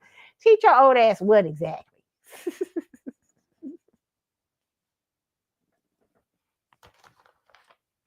You gotta ask, look and say, why is you single right now? Let me see. Everything check, fine, check. Money, possibility, check. Because you never know in the entertainment industry. Possibly no kids, possibly no kids. You don't want to be Jay-Z situations in 20 years. You know what I'm saying? Beyonce probably like, God, any more paternity suits I need to worry about, motherfucker? Fine, no kids, possibly check. What the fuck's wrong with you? What is wrong? What's possibly wrong with you? Why does somebody have to teach you? That's it. That's what's wrong. Somebody has to teach you.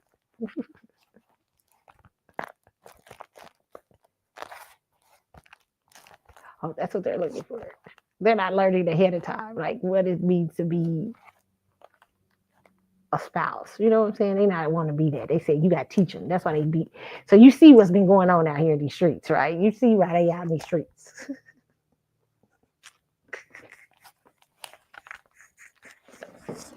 You know what, girls? I be telling girls, see, hear the language. You hear the language, you like, huh? Like, so when you hear that, you be like, huh? This somebody got to teach you at you about how old? A half a decade? I mean, a half a century and plus some. Ain't nobody got to teach you shit. Okay, right. What it is at that point when you see somebody like that and they saying they got to teach you, can you teach me? And I feel like that's a Freudian slip. I'd be like, okay. And that's probably what's been going on in the other relationships is because they really don't know. Nobody knows how to do that. But there is who's going to teach you? No, woman can't teach you how to be a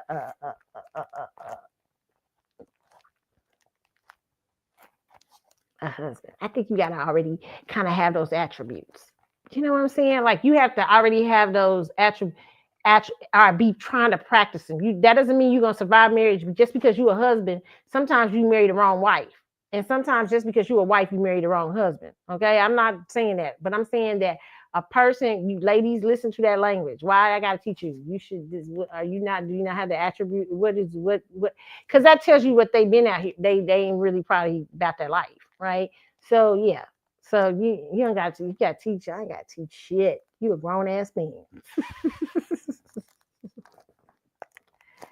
I don't know how to do that. I don't know how to be out there. I mean, what I feel like women do bring to men is a sense of when a man meets you and he's in love with you, he wants to be better for you. He wants to, that's in that way he can teach you. You can teach him.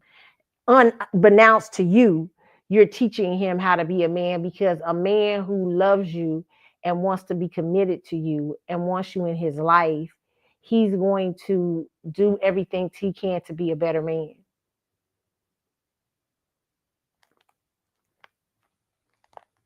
He's like, hey, that's that shit. He gonna learn. Now that's how he can teach you, but those shit, you can't teach a motherfucker how to do. You know what I'm saying? That's how just men just naturally want to be. You will start having those attributes with the right girl. The right person come along. You can tell when a man is in love with somebody. They change his life. They change who he was. If you met, like, have you ever met a former player, like a playboy, and they in love? Like when you like, God, what the hell happened to him? Like they changing their whole thing. Like they change their whole thing up. This person that walked into their life. And they done turned it upside down. They done that's how men know usually.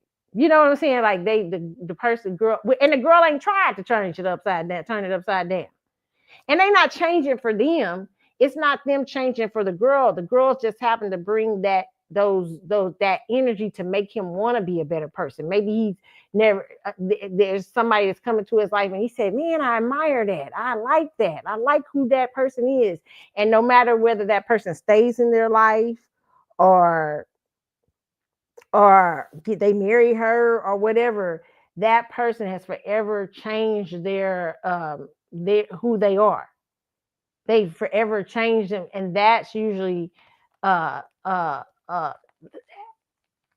how some men know that some women change who they are without the women hasn't tried to change them. It's just made them want to be a better person, and they want to be a better person even after that person has had such an effect on their life that even if that person was to leave them or not be in their life, they still have they ain't changing for that person.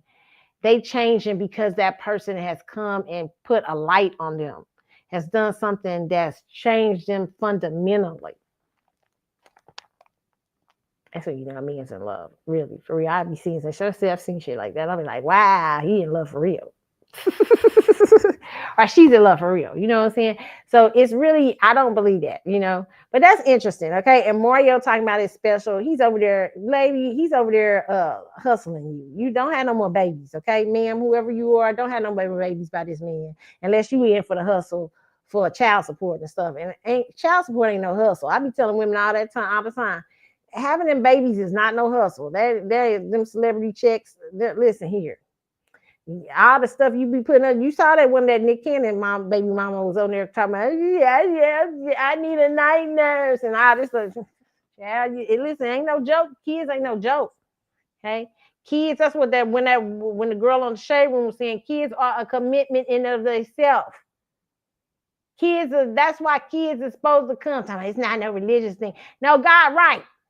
Kids are supposed to come in with marriage because kids take a lot. It takes you. There is a 2-parent group that needs to be committed to a child and the raising and the rearing of a child. It's hard to raise a child, even when the parent is a participant parent, a parent that's fully participant, but they separated or they broke up. It's still very hard for the second parent. One parent gets more brunt than anybody. Okay. But it's something different when parents are together. Not always, because there's some marriages that people ain't parents ain't parenting. But it's very different when it's a 2-parent household and they're committed to themselves and then to their children. Okay. So Mario is out here hustling this little girl that he's with, talking about marriage is just for, marriage is, having babies is commitment. It is marriage. Then why you ain't marrying her? Why you just want to marry her?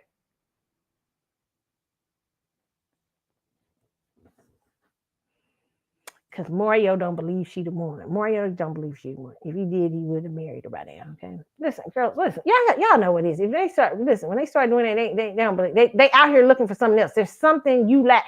It's something when they going like, yeah, but this got to be special. We're not a dog. Don't have no more babies. That's where you got to stop. How you make yourself special is you stop having babies. You don't have no more babies. Don't have none. But listen, don't get in them baby marriages, okay? I'm just trying to tell y'all, figure out a way to love yourself, respect yourself. Don't let that man tie you up with a baby. Listen, especially if you're a beautiful girl. If you're a beautiful girl and you got options and choices out in these streets, don't just sleep with men who are non-committal or men who don't want to get to commit to you or don't want to give you their like they want it for they want to come in and drink the milk without buying the cow. Why'd you do that? That's your most valuable asset as a woman. Mothering, nurturing. When you marry somebody, not only unless you don't have children or can't have children, when you marry a person, you give to them not only your wifely duties. Wife has being a wife and being committed and doing all these other things and doing certain things with the person and everything like that. But you also give to them when you have children. You give to them mothering, nurturing, everything to their children, to their seed, even if it's not biologically your child. Because I had a friend the other day that was asking me, what did I think about women who have children, like their husband have children with a surrogate or something like that, like they do not them having sex with the woman, but have by in vitro fertilization, all that stuff. I said, a child is your child. Having a baby does not. Let me make this clear to people. Having a child is not by having a child biologically. A lot of y'all had kids, but y'all ain't parents. Being a parent is fundamentally different than being invested. I mean, being a biological thing that a child comes through is fundamentally different than being a parent. A parent is about being invested, being committed to a child, being committed to their rearing, being committed to seeing them grow up as productive, smart, intelligent, spiritual, capable adults who have something to give to this world. If you ain't doing that for your kid, then you ain't got no business. Don't be coming through. Don't even bring them here.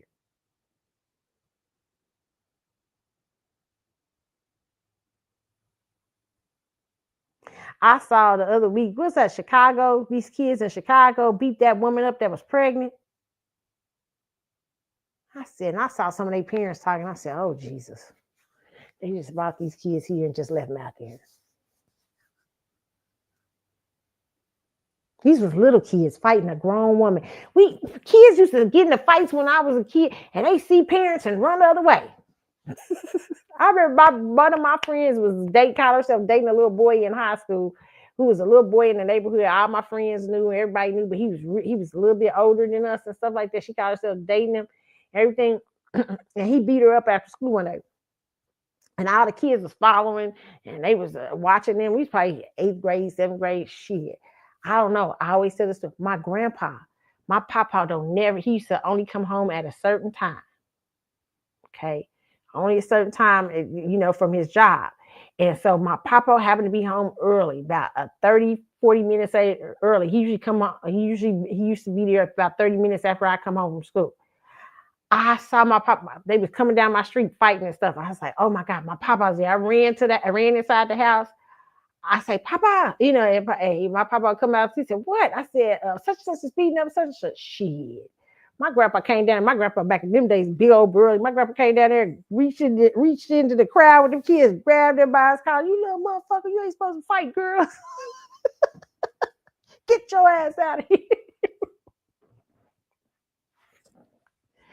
But and all the kids dispersed. Everybody started running. Oh, hey, Mr. Levi, I see you. Everybody was running. Didn't nobody try to jump my papa? They did. Well, they did. They ain't scared of my papa. But they all was like, kids saw parents. Your grandma, anybody would have came out. Any parent would have came out there.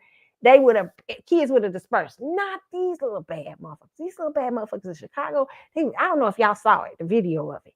They was like probably 7, 8. They was videotaping 9, 10, 13. The oldest was probably 13 or 14, fighting a grown woman who was pregnant, trying to get to her kids. Do y'all understand? They was trying to get to one of her little boys to fight. And they fought this woman where kids would disperse back in the day. They said, that's their mama. You better run, let's go. Not these little bad demon varmints, these demon seeds y'all raising. Oh my God, it was a terrible sight to see. Don't breathe. And then when I saw their parents after, some of their parents, not all of them's parents, but some of these parents talk, I was like, oh my Lord, that's why. Help us, Jesus. Y'all can't be out here just having these babies. Babies take commitment.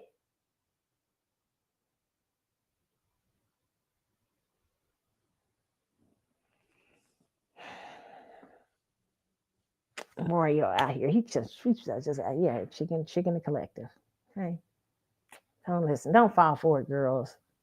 I don't care if he is a celebrity. Bull crap. I'd be like, I'd be sitting there looking at the Mario going,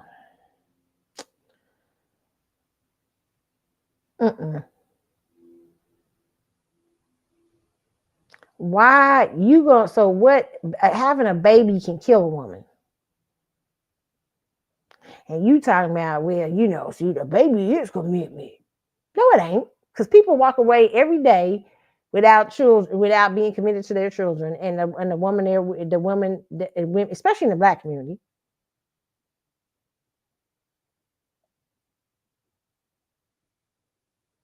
Crazy work. You should not be having children, in my personal opinion, unless you're old or something. You should not be having children. Young girls, do not let no man convince you.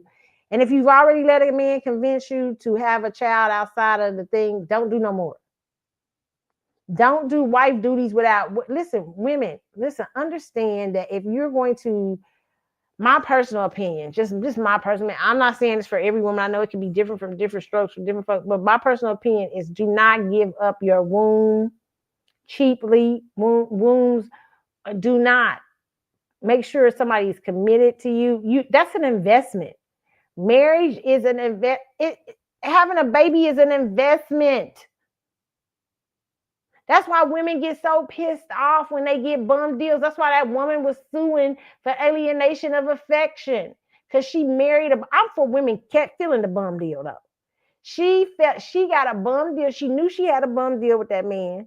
She married that man. Now she's trying to blame the woman. Nah, he left me because of the woman. No, he was a bum deal from the get-go. And that's why women get so upset, because some of y'all see the bum deal, but y'all tricked yourself into telling he not really no bum deal. Yeah, he cheat on me every day, but he really gonna change when we get married. You know what I'm saying? Because we committed now. He gonna change. He gonna stop out and women. Okay, if he ain't that, if he haven't changed before y'all got married, he's going to keep being the same man. And that's why women get so upset, because a lot of times, not all women, but a lot of women invest in bum deals.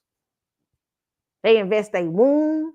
It ain't really because y'all me and all that. They be like, y'all, he fine. You know, it ain't because I want my marriage. I want my marriage. I want my marriage to last. When women out here crying and stuff. And man, no, it's really not all that because they died into their marriage. Just because they've invested heavily. It's cost women heavily to be in a relationship with men, especially when they have children. And they've invested some good years. And sometimes the world is not so kind. Sometimes to older women. That don't mean you can't get out here in these streets. Don't let that be the thing. But I'm just saying, women feel like they've wasted their time. And a lot of times women are investing in bum deals. That's what Mario's girlfriend is doing right now, investing in a bum deal. He's a bum deal right now. You see how he's talking. Commitment is the marriage is the baby. He's just talking around in circles. The galaxy is all of us. In the age of Aquarius, we just free. We're gonna be, that's somebody don't know understand the age of Aquarius. We're just gonna be like, the age of Aquarius. We do different things from the norm society. Yes, Aquarius is about doing things different from the age of the norm, but Aquarius is also a water bearer. Woo-hoo. Water bearers are disciplined. Aquariuses are thinkers. Aquariuses don't do dumb shit out of or certain when they at their highest points. Not when they at their dumb points. When they at their highest point, they don't do shit out of order. Aquarius learns to balance the elements of the earth. They balancing the things that are not easy to balance, like water.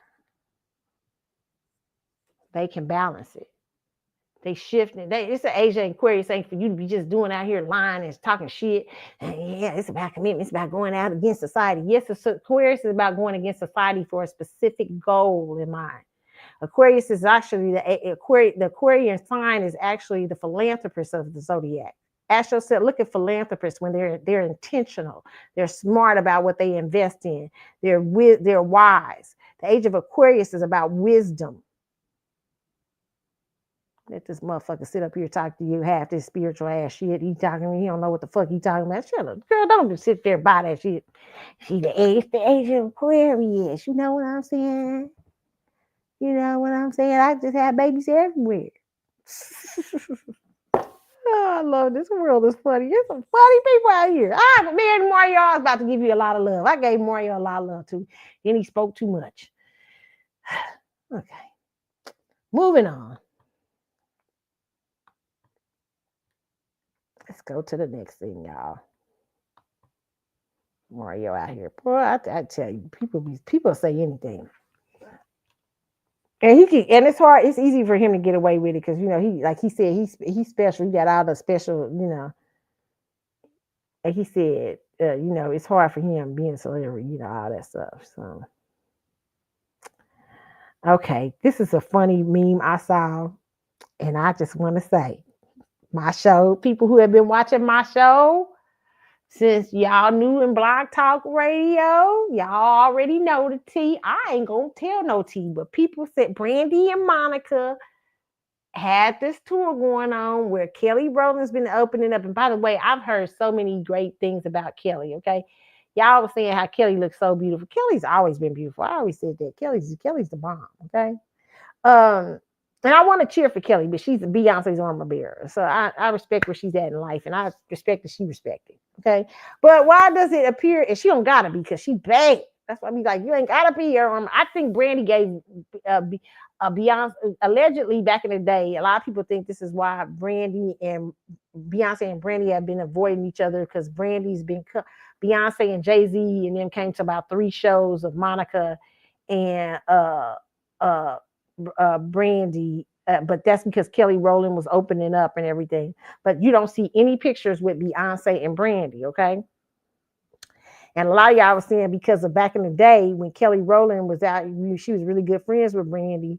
Brandy gave her some of the best advice of her life to me. Allegedly, they said Brandy told her, hey, just try to pull away from the nose so she can find her own identity. I see the best times to me. I remember of Kelly Rowland. I mean, Kelly's still beautiful and stuff now, but the best time when I saw Kelly really blossoming, she was away from them when she was in Europe doing X Factor, when she did that song with Lil Wayne. I mean, it was I was like, yes. I mean, she was doing, I mean, it felt like she was giving her own vibe. Then they, they pulled her back in. I don't know how they pull her back in. I know how they pull you back in. I know how they do, because I think you a loving friend and you a concerned friend, and you understand that. This is my personal opinion. This is my personal opinion. It ain't fact. It ain't this, but this is just my opinion, just on the outside looking in. Beyonce is fragile. That's my personal opinion. And Kelly's a good friend that understands the fragility of Beyonce. And Beyonce's a Scorpio moon, so she don't want to share that with everybody. So Kelly gets pulled back into that energy because Kelly is that long-term friend, that long-time friend that she might be willing to share that fragility with. But my personal opinion, I be looking at Beyonce. Beyonce be looking like she about to crack sometimes. That's just my personal opinion. She looks fragile to me. Sometimes she looks strong. Sometimes she be looking fragile as hell. She be looking like, I'm just barely hanging on to this shit. I ain't gonna lie, Beyonce. I see you, Beyonce. I know that's Scorpio. You look like she look like she's motherfucker. I'm barely hanging. And so Kelly probably gets pulled back in because it's hard for her to have that separate thing, because in my personal opinion, she's been knowing her so long. And Kelly is an Aquarius. Again, the sign is of philanthropy, the sign of water. Kelly probably is a great friend when she's there, and probably a oath holder, a secret keeper, a lot of things there. Okay, I understand Kelly. Okay, now.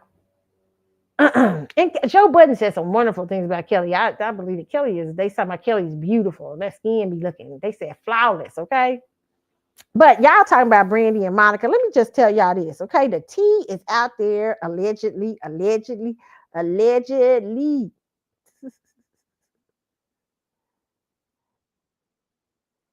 for Brandy and Monica.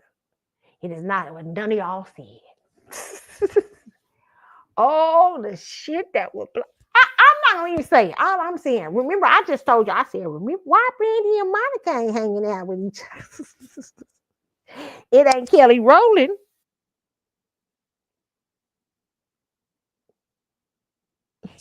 Now, what I think is a motherfucker's trying to troll. That's all I'm gonna say on that. I'm gonna leave it at that. A motherfucker trying to troll somebody. And there's a reason motherfuckers is trying to troll, okay?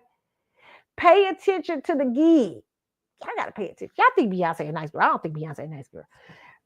Let me just say this. Brandy, hold your head up, sis. I know you've been through a lot. Okay.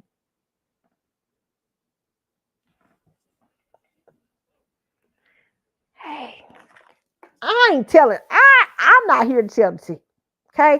But people keep asking me what the tea is. I've told it before. I've said it before on this show. I've told what the tea was years ago. Years ago. It was years ago. We talked about this years ago. And it wasn't us that told the story. The story's out there in a blind item. And they solved it. And y'all don't even see it. Y'all can't even see it. Y'all don't see it. I'm going to leave it alone. Because it's so shocking. I don't think a lot of y'all would believe it. Do they believe it? Would they believe it? Carlotta, how you know it's true if it was a blind item? You know how I know it's true? Because I don't know it's true. I don't know it's true. I sure don't. Let me say that. Allegedly. But some people that look like they industry people say this is not far-fetched. Okay. Ain't my business to tell. Okay. All I tell y'all is the blind items out there in the world. It's out there for y'all to go read on. Y'all gotta Google everything. Y'all can Google it. Beyonce, take your ass home and quit trolling Brandy. Don't go to no more Brandy and Monica concerts. If you ain't gonna take no picture with Brandy. And I heard that ridiculous story about Ray J. Nope, that ain't it either.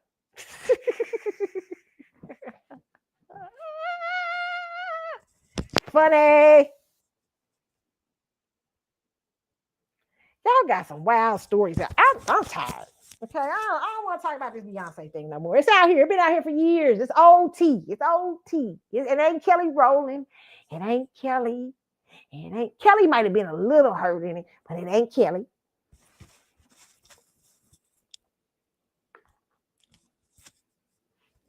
Ain't Ray J.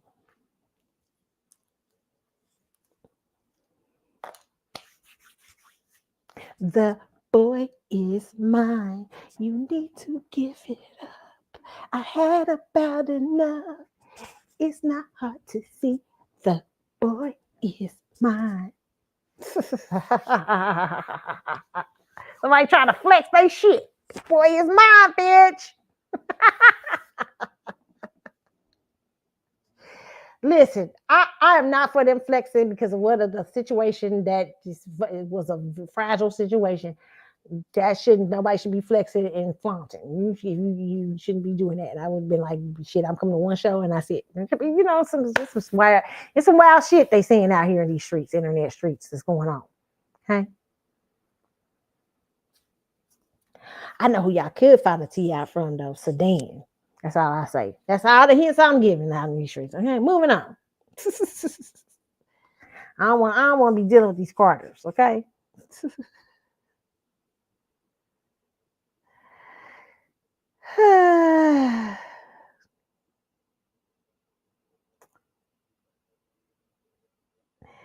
Now, am I surprised by this AI chick being out here with the AI songwriting?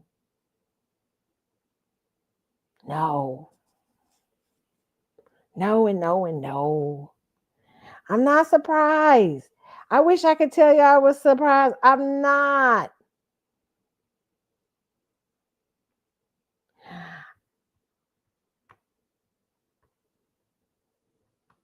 The music industry, I mean, think about it. It's turning in another, it's kind of turning in. Is it the chickens coming home to roost in some ways? Even for singers with the AI. Some of you have bent your booties over. You've done all kind of things to make it. And here's getting ready to come a computer. They're getting ready to replace you with computer songs. Even the songwriters have more incentive to use these little singing robots than you. They're like, I don't want you taking 50% of my publishing just a fucking I believe singers should have a part of publishing anyway, like a percentage, a small percentage, because they do add something to a song that no one else can. But do I think you deserve 30 and 40% and not 25% out of this stuff, and you ain't wrote the damn song and shit? Put your name, I mean, you know what I'm saying? It's kind of crazy, okay? But now they like, hey, you know what? We can create our own singer. These motherfuckers don't watch videos. They not invested in celebrity the way they used to be. I mean, these kids out here last 5 seconds with a celebrity. You know what I'm saying? They like 5-10 seconds with, and they moved on to the next. This generation is ready for the AI robot. It's ready for Zayna Monet. I'm sorry to tell you singers that. I'm sorry to tell you. Y'all, you was having a good time in the 80s and the 90s and the 70s. You was having a good time. Y'all was out there partying. The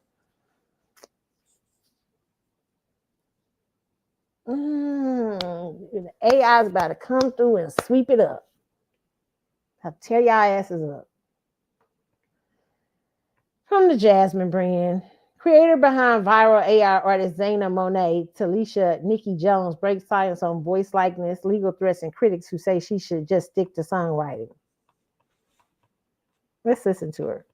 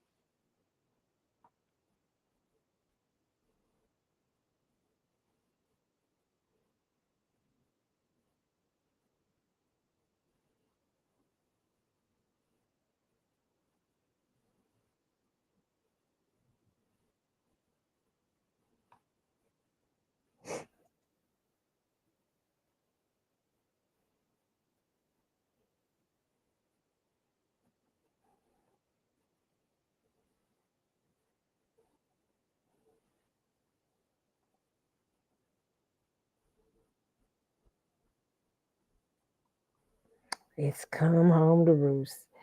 Yeah, you know what? And I know all artists haven't been horrible people, but this is what's going to happen. I remember it was just some songwriters out here just a few weeks, few months ago arguing about somebody stealing their songs and not having permission to do them. Now they're gonna eliminate you motherfuckers doing this, playing games. They're gonna with the record companies. They just gonna say, "Fuck, I just put a little AI artist together, and I can let her have my songs." And frankly, concert tickets are getting so high now. Motherfuckers is like, "Do we really need to see y'all perform live?" I knew this was gonna happen years ago. There used to be this thing I used to go to years ago when I was in my probably I also might be in my late 20s, called our world or this world or your world or something like that. They still have it out. It's like a virtual reality thing. You would have an avatar, you go in, you meet people, you go to the club, they have concerts, real live artists performing at concerts. You go to a bar, avatar wise, your avatar be talking to other people at the bar, you be blah blah blah. They even had it was so crazy. They had people where they had houses, party areas people own, because you could pay money and you could own like your own house. You could pay money and you could travel through dimensions. Like they had a dimension. This was several years ago. This was almost 20.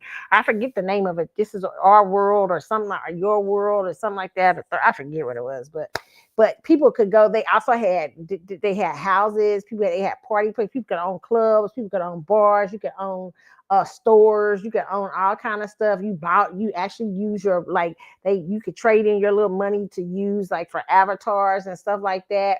They would have actual concerts, and they had the little avatars with people in there for concerts. Even me and my friends, we all met online to go to a rock and roll concert on there. We all did, and our little avatars was in the concert, and it was an actual rock band. Okay, I already knew where it was going. I'm sad for you.